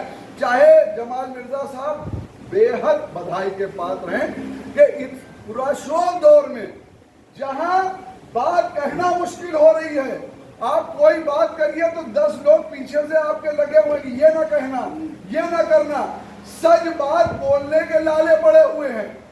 वहां पे जमाल मिर्जा साहब गोष्ठी आयोजित कर रहे हैं और ये मैसेज पूरी दुनिया तक जाना चाहिए, खाली लखनऊ में नहीं, आप जहां भी खड़े होकर बोलिए। देश की एक मिसाल कायम कर दीजिए कि जो हमारे सेनानी हैं उन्होंने देश को आज़ाद कराया है, और जो लोग देश के साथ गद्दारी कर रहे हैं, ये देश कतई उनके साथ था न रहेगा। जय हिंद, जय भारत, जय मंगल पांडे।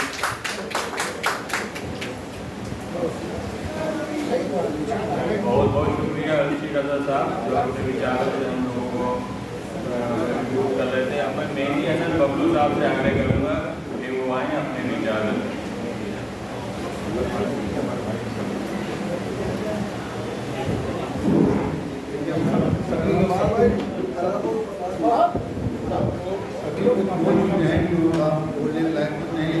मैंने कहा ना इससे पहले कि दुनिया में 31 मौसिया भाई के नाम मौसिया भाई बनेगा, सारे कार्यक्रम रहते हैं। तो दुनिया में 31 स्टोरीज हैं, लेकिन उन 31 कहानियों और स्टोरीज में न जाने लाखों प्ले बने, कहाँ फिल्में बनी और नाटक बने। तो उसी में से ही हमें भी निकालना होगा। जिस तरह से कहा कि उसके लिए यही है कि जिसको तूफान से उलझने की हो आदत, जिसको तूफान से उलझने की आदत में दी, ऐसी कश्ती को तूफान भी सलाम करता है, ऐसी कश्ती को तूफान भी सलाम करता है। तो आज हम सलाम करते हैं उस महान शख्सियत को, उस महान व्यक्ति को जिसका नाम मंगल पांडे है, और जिसने ये दिखा दिया कि किस तरह अंग्रेज़ों की गुलामी की जंजीरों को तोड़ते हुए आवाज़ को बुलंद की जाती है। उन्होंने बता दिया, चाहे वो बोली दोनों, चाहे वो गायक की और स्वर की शक्ति से कारतूस बनाने की उनका विरोध करना हुआ हो, उन्हें ये बता दें कि वहाँ पर भी उन्होंने हिंदू मुस्लिम एकता को बनाए रखने का काम किया था। वहाँ पर सिर्फ उन्होंने अपने लिए नहीं किया, उन्होंने कहा कि गाय हमारे लिए नुकसानदेह है और दूसरा जो जानवर मुसलमानों को, तो इसलिए दोनों की ही आस्था पर ठेस लगेगी, तकलीफ होगी, इसलिए उन्होंने विरोध किया। नतीजा ये रहा तो जिस तारीख को उनको फांसी दी जाना थी उससे 10 दिन पहले ही फांसी उनको दे दी गई। तो ये जुल्म था किसी ने। तो इस तरह से जो शुरुआत थी 1857 में, जिस तरह से उन्होंने जंग आज़ादी अपने मजबूत इरादों को आगे बढ़ाते हुए, मजबूत चट्टानों को आगे उनका सीना चीमते हुए देश की आज़ादी में पहला अपना नाम रोशन किया, जो 1957 में उनको 10 दिन पहले फांसी के फंदे पर लटका दिया गया। वो जुल्म, वो जो अत्याचार की जो आवाज़ चली वहाँ से, अंग्रेज डर गए थे, उनको पता था कि अगर इनको हमने पहले फांसी नहीं दी गई तो वहाँ विद्रोह हो जाएगा, लेकिन विद्रोह हो नहीं था। उनको 10 दिन पहले फांसी दी गई।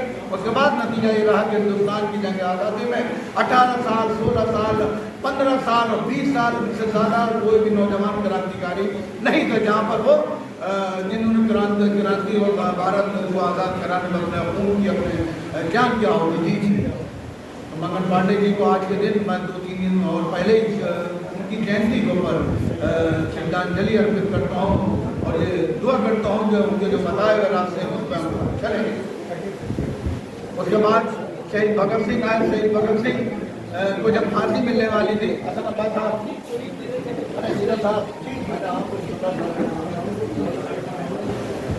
जब उनको शहीद भगत सिंह को जब फांसी मिलने वाली थी तो 3 से 4 दिन पहले उनकी माँ उनसे मिलने आई।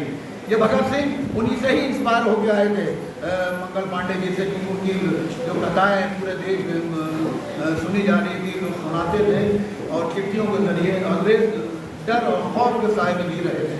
तो भगत सिंह को जब फांसी की सज़ा हो गई, उसके बाद भी जब होने वाली थी तो सज़ा का अनाउंसमेंट हो गया। उनकी माँ उनसे मिलने आई तो माँ निपट के रोने लगी, काफ़ी देर रोती रही। तो भगत सिंह को बड़ा अफसोस हुआ कि नहीं, उन्होंने कहा कि तुम इसलिए रो रहे हो कि हमें कल ये अंग्रेज हमें फांसी दे देंगे, फांसी के फंदे में चढ़ा देंगे। तो उन्होंने उसकी माँ ने कहा नहीं, मैं इसलिए नहीं रो रही, कल तुम्हें फांसी दे दी जाएगी, मैं इसलिए रो रही हूँ कि भगवान ने, ईश्वर ने, अल्लाह ने हमें सिर्फ एक बेटा दिया।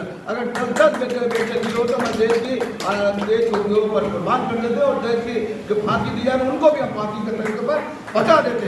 तो ये था जिस तरह से उन्होंने कुर्बानी, उन्होंने कहा you can seal my lips but my fitter is always speak. यानी तुम हमारे वोट तो सिल सकते हो, लेकिन हमारी अकड़ियाँ, हमारी ये जो जंजीरें हैं, ये हमेशा तुम्हें झिझोड़ती रहेगी, हिलाती रहेगी, क्या फांसी का फंदा हो या जिस तरह की जुल्म अत्याचार में जो अंग्रेज सारी हदों को पार कर चुके थे, जबकि उनके ही कुछ जो साथी जो मानवता का मानदंड है वो उनको खिलाफ होगा। ये ह्यूम जिन्होंने कांग्रेस पार्टी की स्थापना में एक अभिन्न योगदान दिया, जिनको हमेशा लोग अच्छे नाम से अच्छे किरदार से जानते हैं। फिर वहीं के चंद्रशेखर आज़ाद की बात हो, जिन्होंने दिखा दिया कि अंग्रेजों को, तुम्हें भगत सिंह और चंद्रशेखर आज़ाद की जो सोच थी दोनों के अलग थी। भगत सिंह थोड़ा शांति प्रिय थे, वो धीरे धीरे काम को अंजाम देते, लेकिन शहीद भगत सिंह जो थे वो कहते डू और डाई, करो या मरो।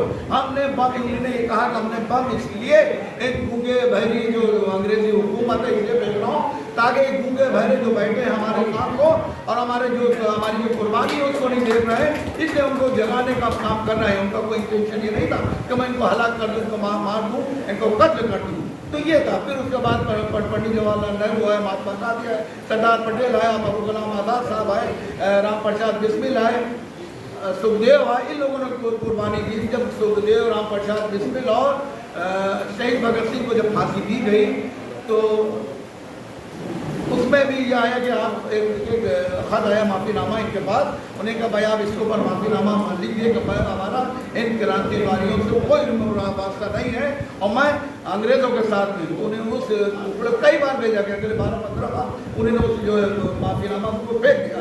लेकिन वही माफ़ीनामा जब सावरकर और गोवरकर के जो भी विचारधारा के जो लोग थे, इनके बाद 14 बार इन्हें साइन किए उसके ऊपर। हमारा इस देश यानी क्रांतिकारियों से, भारत वर्ष से कोई लेना देना नहीं। और हम कल भी आपके साथ में, आज भी आपके साथ में। वो तो चलेगा, लेकिन आज जो इनकी पीढ़ी है ये भी उनके साथ में।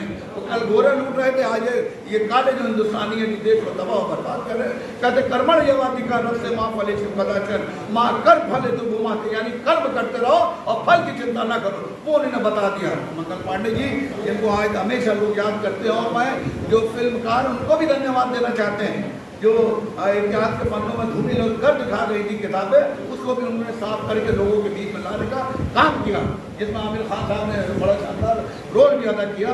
वहाँ से कुछ ना कुछ लेने की जरूरत होती है। ये वहीं से अगर आप आ जाइए, चाहे अबुल कलाम आज़ाद साहब जिन्होंने कहा था कि मेरे जज्बातों से इस कदर वाकिफ है कलम मेरी, मेरे जज्बातों से इस कदर वाकिफ है कलम मेरी, मैं इश्क भी लिखना चाहूँ तो इनकलाब लिखा जाता है।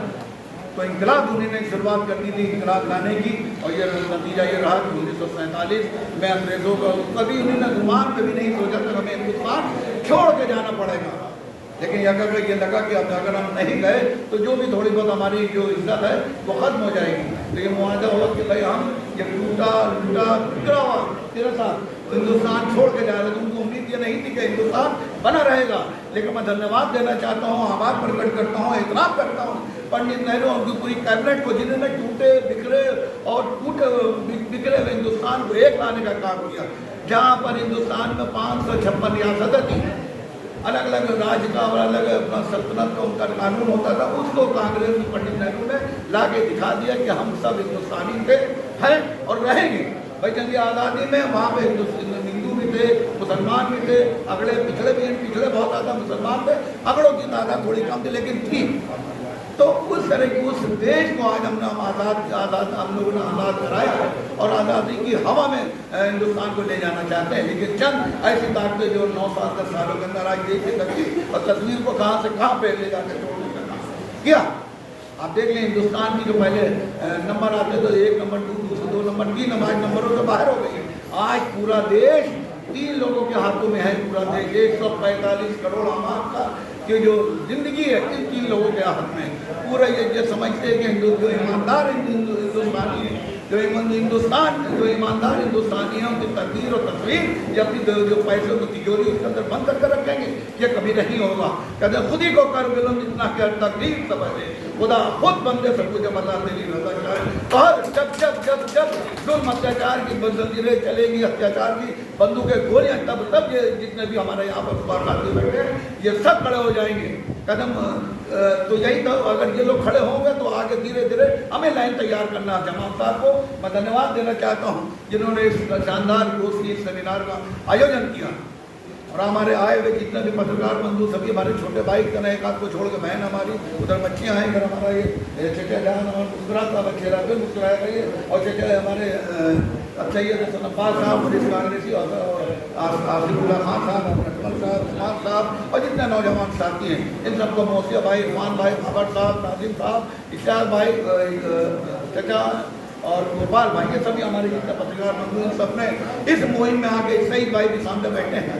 इन लोगों ने आगे गौर भाई इन लोगों ने बता दिया कि हम आज भी दो विचारधाराओं के बीच में नहीं है। एक विचारधारा वो थी जो गोडसे और सावरकर और वरकर की थी, एक विचारधारा वो है जो महात्मा गांधी, राम प्रसाद बिस्मिल, अकबर साहब और अब्दुल कलाम आज़ाद की थी। तो हमें जब फैसला करना होगा, महात्मा गांधी ने कहा था, आज महिलाओं का भी बहुत बड़ा रोल है, योगदान है। महात्मा गांधी ने कहा था अगर किसी परिवार में एक व्यक्ति जन्म लेता है, एक पुरुष जन्म लेता है तो एक व्यक्ति जन्म लेता है, लेकिन वहीं पर अगर एक महिला जन्म लेती तो एक परिवार जन्म लेता है। तो महिलाओं को बगैर देश की आज़ादी, देश को आगे ले जाने का काम नामुमकिन है। तो महिलाओं के लिए हम लोग सलाम करते हैं, सलूट करते हैं उस महिला को जिसने बेगम महल था, जिसने अंग्रेजों के दांत खट्टे करके दिखा दिया, चाहे झांसी रानी हो, इन लोगों ने दांत खट्टे करके दिखा दिया देश में हम एक साथ थे, हैं और रहेंगे। जैसे उन्होंने कहा था हा से हिंदू और माँ से मुसलमान, और दोनों को अगर मिला दिए हा प्लस माँ, यानी हम से होता है हिंदू और मुसलमान जब मिल जाते हैं तो हम तैयार हो। तो हम का मतलब ये 145 करोड़ जनता है जो बोल रही है कि हम तुम्हारी जो जुल्म की जो बिल्डिंग है, जो महल है, इसको ज़्यादा नहीं भक्त है, आने वाले चुनाव में इसको ताराशाही कर दें। वो फिर एक बार फिर हर उस नौजवान की, उस बहन की, उस भाई की सरकार बनेगी जो अपने हुकूक, अपना अधिकार से लड़ता है, उसका अधिकार मिल कर रहेगा, हम सब दिलवा कर रहेंगे। और उसके लिए उसी बताए हुए रास्ते पे अगर कहा जाए कि किसी ने अगर पूछा, जो नौजवान साथी है, 12 जोड़ो यात्रा जो रही उन्हीं के पता, वो भी नौजवान है, चाहता अपना रहायश आराम से पूरी जिंदगी बसर करते, क्या जरूरत है गांधी परिवार को अर्शी साहब यहाँ पे आने के, देश को बचाने की जरूरत। लेकिन उन्होंने कहा नहीं, क्योंकि अगर हम नहीं तो हिंदुस्तान टूट जाएगा, बिक जाएगा और बिखर जाएगा। अगर वाहिद राहुल गांधी, शायद हमें हो सकता है कुछ लोग इस बात न रखें, मैं तो पूरी पूर्ण आस्था के साथ उस शख्स को सलाम करता हूँ जिसने 12 जोड़ो 4,000 किलोमीटर से ज़्यादा जो यात्रा की है, जहाँ पर मैं भी काफ़ी अर्से रहा, कन्याकुमारी से लेकर कश्मीर तक है। लोगों का हुजूम था, ना कोई वहाँ पैसे की भीड़ आ रही थी, ना कोई बुलाई की भीड़ आ रही थी। 80 साल, 90 साल, 16 साल, 12 साल के बच्चे वहाँ पर थे, जिसके लिए अगर कोई मुझसे यह पूछे कि समंदर में कितने लहरें कितनी है तो ये बताना बहुत मुश्किल हो जाएगा। अगर कोई मुझसे ये पूछे कि सूरज में कितनी है, जमात साहब ये बताना बहुत मुश्किल हो जाएगा। अगर कोई मुझसे ये पूछे कि यूनिवर्स कितना बड़ा है तो ये बताना बहुत मुश्किल हो जाएगा। ठीक उसी तरह से वो नौजवान जिसका नाम राहुल गांधी है, आज आपकी, हमारी और सबकी परेशानी के साथ में बराबर का भागीदार है। क्या वो मैकेनिकल की बात हो रही, चाहे किसानों की बात हो, या बेरोजगार की बात हो, या जो महिला हमारे रेसलर थी जिनको बेटी बचाओ बेटी पढ़ाओ का नारा दे रहे थे, आज बेटी उनसे नहीं बच रही। क्या वो टेनी का मामला हो या लखीमपुर का मामला हो, उन्हीं का मंत्री आज बदतमीजी करके मरवा देते हैं उनकी बच्चियों को। आज हमें खड़ा हूँ, मुझे बड़ा अफसोस की बात, उन्नाव के जो लोग हैं उनसे भी मैं कहना चाहूँगा, बड़ा अफसोस की बात है जब उस लड़की के बहन या माँ जब चुनाव में लड़ती उसको 751 वोट मिलते हैं। लेकिन आप जमाना बदल गया कि जब तक आप अपनी आवाज़ को पहचानेंगे, अपना हक, अपना हुकूक पर, देखिए जान है, और जब तक वक्त नहीं आया तब तक कोई भी हो वो ले नहीं सकता। 100 साल की गुलामी की जंजीरों, 100 साल की गुलामी की जिंदगी जीने से बेहतर है एक दिन बहादुरी की जिंदगी जिए और हम शहीद हो जाएं। वो उन शहीदों ने किया था जो मंगल पांडे रहे, अशफाकुल्ला खान, राम प्रसाद और शहीद भगत सिंह रहे। राहुल गांधी ने दिखा दिया कि अगर आप मानिएगा तो हार है और ठानिएगा तो जीत है। वहीं पर उसकी उनकी माँ श्रीमती सोनिया गांधी ने उन्हें दिखा दिया कि मतलब किस तरह से उनके लिए मुनव्वर राना साहब ने कुछ अशार लिखे थे। उन्हें कहा कि रुखसती हो तो ही माँ बाप का घर भूल गई, रुखसती हो तो ही माँ बाप का घर भूल गई, घर को जाती हुए राह डगर भूल गई। मैं तो भारत में मोहब्बत के लिए आई थी, कौन कहता हुकूमत के लिए आई थी। तो कभी हुकूमत करना चाहते, कभी बन चुकी थी। लेकिन यहाँ आज देश में प्रधानमंत्री बनना, गृह मंत्री बनना, मुख्यमंत्री बनना मार हो लगी है, मरवाए दे रहे हैं। मणिपुर के अंदर भाई साहब कम से कम 10,000 लोग मर चुके हैं घर से बेघर, और एक घंटा इनके पास नहीं है कि जाके वहाँ का उनका हाल चाल है। लेकिन कुछ नहीं। वही फिर एक नौजवान जो क्रांतिकारियों को बताया रास्ते में चल रहा है, गांधी के जो विचारों को, गांधी का खून उसके खून में और उसने बो दिया है। जब वो गया वहाँ पे 3 दिन के वहाँ पे सर्वे किया, मिला लोगों से दुख सुख, और उसने वादा किया जो तकलीफें जो परेशानी उनको दूर करने का काम करेंगे। तो ये काम हमारे नौजवान सीनियर जूनियर सब है यहाँ पे, क्या कहते हैं, हमको जान से प्यारा हो हिंदुस्तान हमारा है। तुमने चाही नहीं हालात बदल सकते थे, तुमने चाही नहीं हालात बदल सकते थे, हमारे आंसू तुम्हारी हाथ से निकल सकते थे, और तुम तो ठहरे रहे झील के पानी की तरह, तुम तो ठहरे रहे झील के पानी की तरह, दरिया बनते तो दूर तक निकल सकते थे। बहुत बहुत शुक्रिया। और उस्मान से शख्सियत को प्रणाम नमन करते हैं और आप सबका धन्यवाद देते हैं कि इस तरह से इंसान को आपने सुना, और आप सबका सबसे स्पेशली हमारे जमाल साहब का, आपका, और सीरत साहब मिश्रा जी का, सीरत साहब, सैयद सलमान साहब, आसिम रोज, जितने हमारे सहाफ़ी हजरात हैं, इन सब का दिल से दिल की गहराइयों से इस्तकबाल तो शुक्रिया करते हैं, आभार प्रकट करते हैं। आप सब सलामत रहें और इसी तरह से ईमानदारी की लौ जो शमा जलाई है उसको मजबूती से आगे बढ़ाते रहिए। बहुत बहुत शुक्रिया। जय हिंद, जय भारत, जय देश, जय हिंदुस्तान। बहुत बहुत शुक्रिया मेरी हसन बबलू साहब, जैसा कि आपने सबको समाज करवाया। और हमारी ये संस्था जो है Sajjad education and welfare society, जिसके नाम ही से ये है कि एजुकेशन के तौर पे इसमें काफ़ी काम किया जाता है, और एक कंप्यूटर इंस्टीट्यूट है, उसमें काफ़ी बच्चे हमारे पढ़ते हैं। तो कुछ सर्टिफिकेट आप बड़े शख्सियतों के हाथ से दिलवाना चाहेंगे। कुछ नाम है जो बता रहे हैं, इधर से जो आ जाए सर्टिफिकेट लेने, इधर से फैज़ी अब्बास साहब,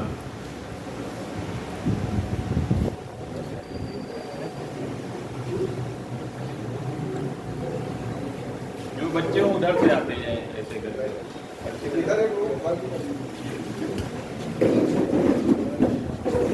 आसिफ भाई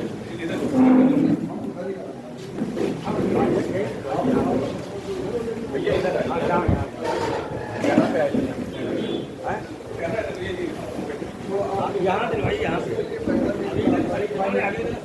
पर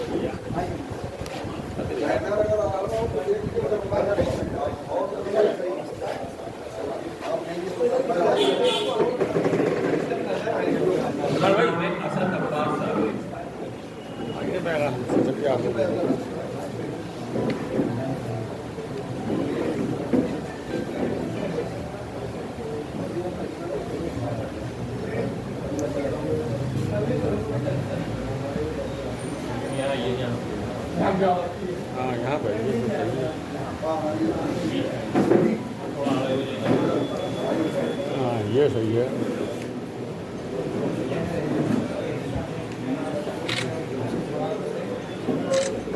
अगला नाम है यूनुस अब्बास साहब।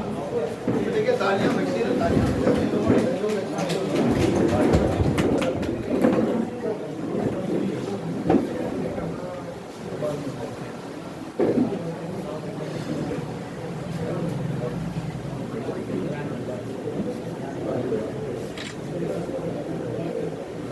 अगला नाम है इमरान अब्बास साहब। इमरान अब्बास,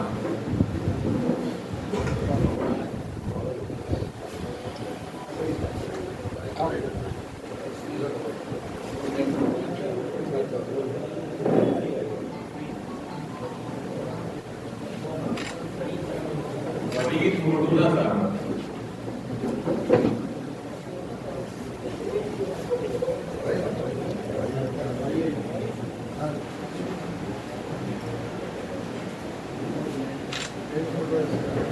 मोहम्मद जुनैद मिर्जा,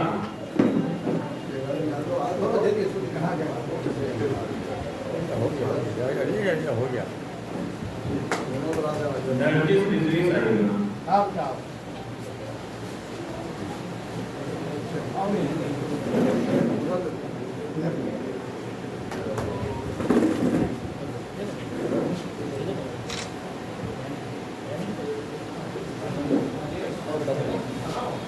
इंसिया मेहंदी,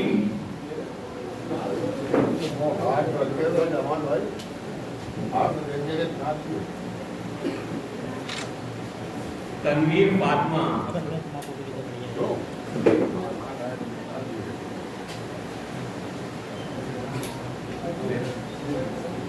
रेहान हुसैन, तनवीर फातिमा, ये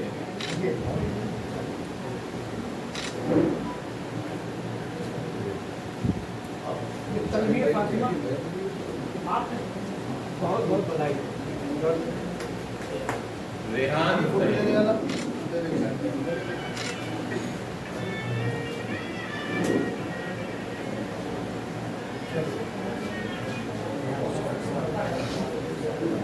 रुखसार फातिमा, रुखसार फातिमा,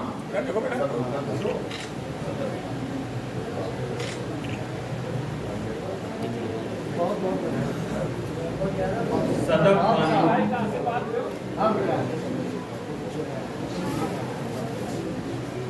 जबीन फातिमा,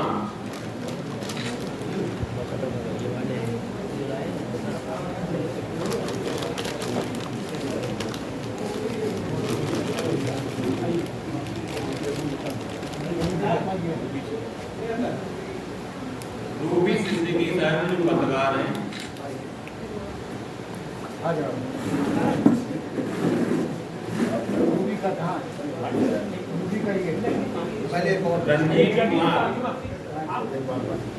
रंजीत कुमार भी पेशे से पत्रकार हैं और काफी अच्छा कवरेज करते हैं। अब्बास हुसैन, ये नेशनल हैंडीकैप सोसाइटी से हैं।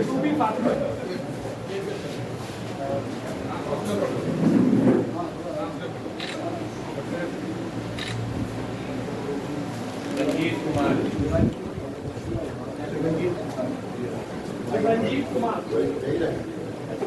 अब्बास हुसैन, हैंडीकैप सोसाइटी से, नेशनल हैंडीकैप।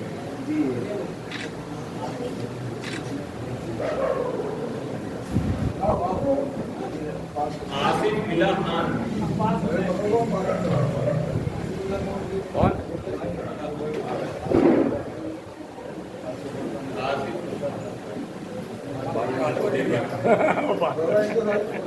ये रोक लिए मोहम्मद यूसुफ साहब,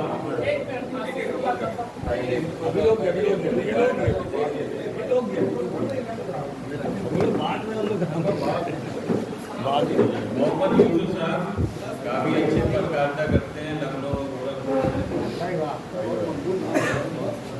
ES खान जो ऑल इंडिया रिपोर्टर एसोसिएशन के करता धरता है, काफी पुराने ES खान साहब।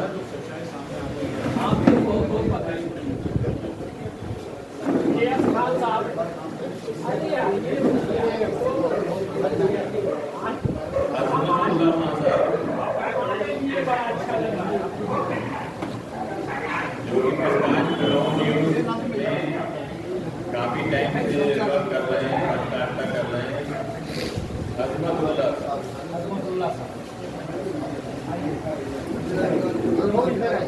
तीसरा विकल्प जो अनूप सिंह जी हैं, देख रहे हैं लखनऊ से, जो प्रधान संपादक भी हैं, पत्रकार के क्षेत्र में काफी टाइम से वर्क कर रहे हैं। अनूप सिंह जी,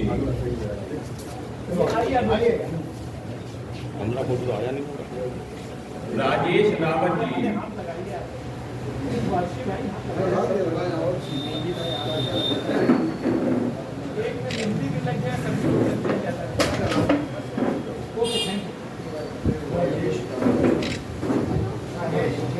मोहम्मद वसीम साहब जो कि हैंडीकैप सोसाइटी के अध्यक्ष हैं, काफी टाइम से राजेश रावत, मतलब ये समाज सेवा का भी काम काफी करते हैं, काफी पढ़ाने के लिए बच्चों का भी काम करते हैं। काफी वसीम साहब, मोहम्मद वसीम साहब एजुकेशन बच्चों को दे रहे हैं, मेरे बच्चों को फ्री ऑफ बहुत आगे बढ़ाइए।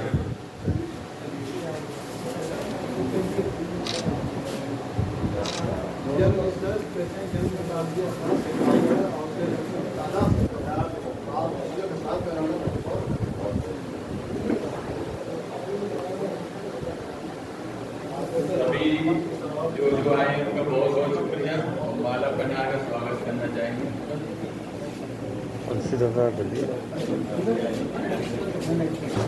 मंजूर भाई इधर आ जी।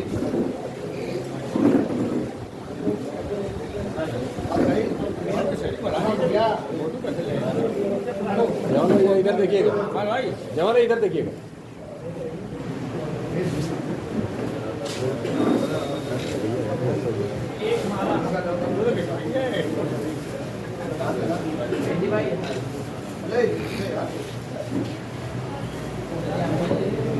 जवान भाई को माला मैं बनाऊंगा। जितने अजीम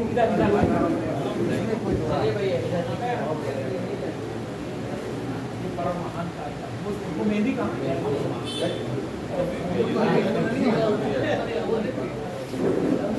काम देगा तो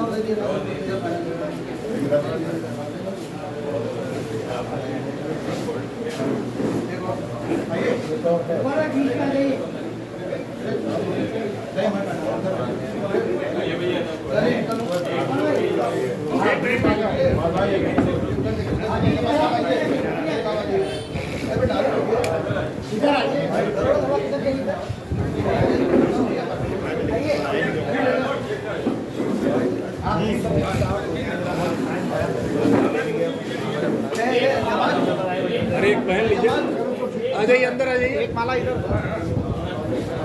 एक जमाल भाई, भाई अंदर आ जाइए। जोरदार तालियां इतने अच्छे कार्यक्रम के लिए हमारे भाई को जोरदार तालियों के साथ और जोर दे दो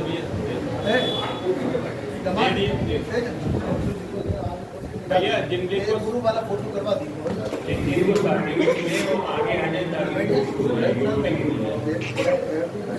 बच्चे आगे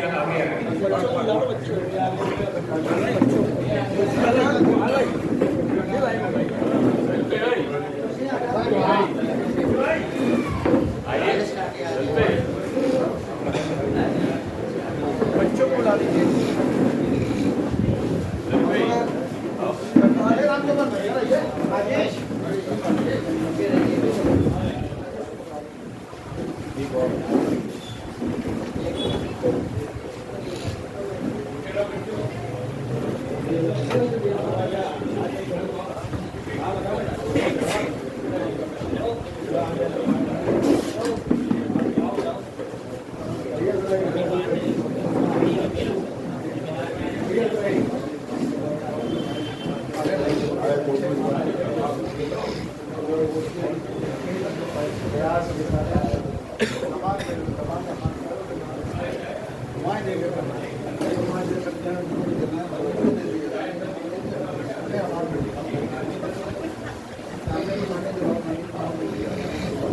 हाँ बताया तो था, वो बड़ी बात है। हो गया जमान।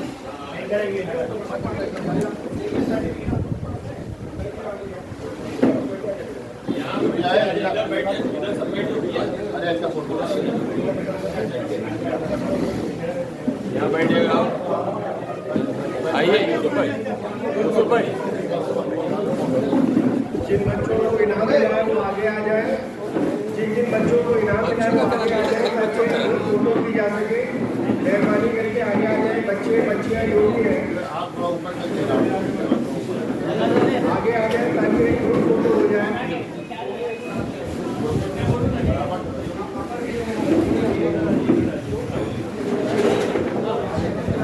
तो आगे वाले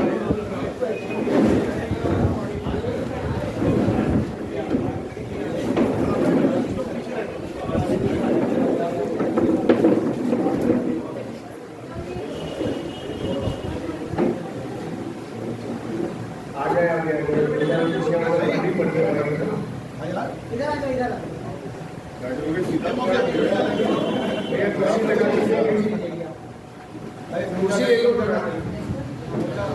आगे जाओ, कुर्सी लेकर बैठ जाओ मेरी साइड में। इरशाद भाई सबका एक बार ले लिए। अखबार दे दो, अखबार इधर खड़ी हो जाओ। आशा पूरा अखबार लगे पास। हाँ वही खड़ी हो जाओ, वही मुनासिब है। सर्टिफिकेट लेकर खड़ी हो जाओ। आधे ले लिए, आधे एक मिनट, ये 5 लोग आगे पूछ जाएंगे लोगों को लेडीज को। हाँ ये 5 एक लाइन और लगा दीजिए। एक लाइन और हो गया हो तो एक लाइन आगे में बैठ जाओ।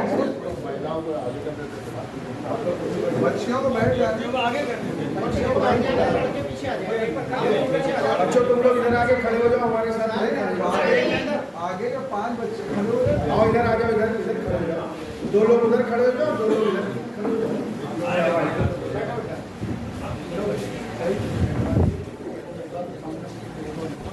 और एक चेयर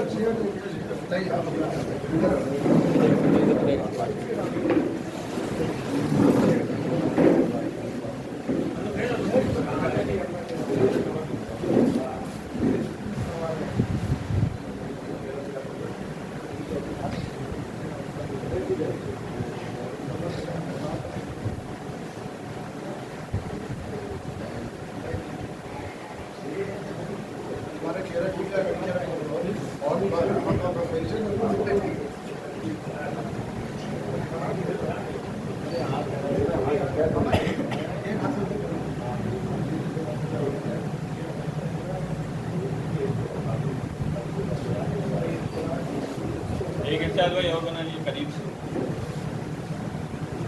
बेटा बैठ बैठो।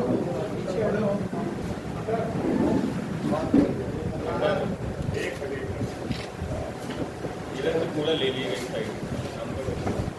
संचार टाइम्स जो हमारा है ये तकरीबन 2012 से स्टार्ट हुआ था। आज इसके 12 साल हो रहे हैं, 11 साल मुकम्मल हो गए, 12वें साल में इसका लगा है। और संचार टाइम्स को वीकली भी है, ये डेली भी है, और ये मैगजीन भी इसकी आ रही आ गई है। तो ये दीनी खिदमत और सोशल सब खिदमत को अंजाम दे रहा है। तो इसके लिए भी आप लोग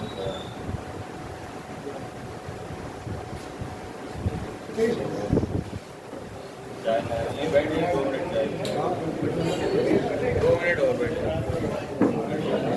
कहिए 2 लोग हैं, ये बंद है। आप सभी से गुजारिश है कि चाय पी करके जाएंगे। तमाम लोगों से दस्तबरदा गुजारिश है कि चाय पी कर जाए, बैठे रहें। जमाल भाई ने हुक्म दिया है मुझे आप लोगों से इनायत करने का, और ये नतीजा है कि आप लोग बैठ जाएं, चाय पी कर जाएं।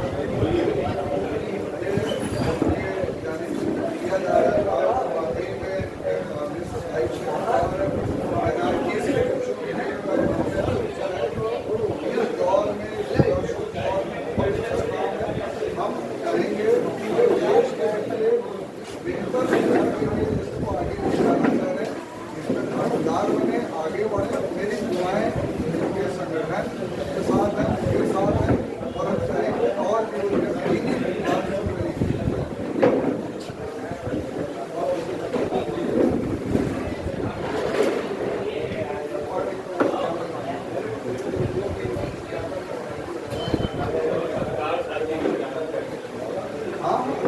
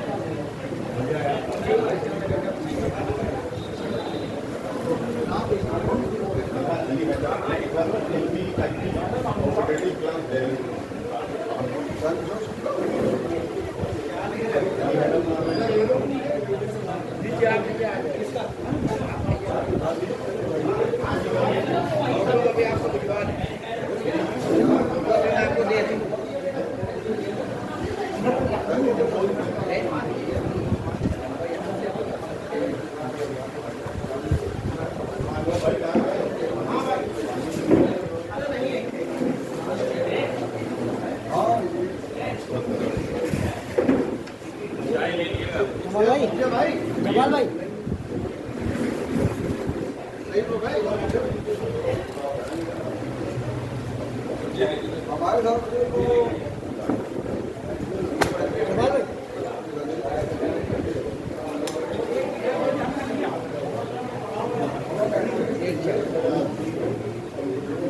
जवाब है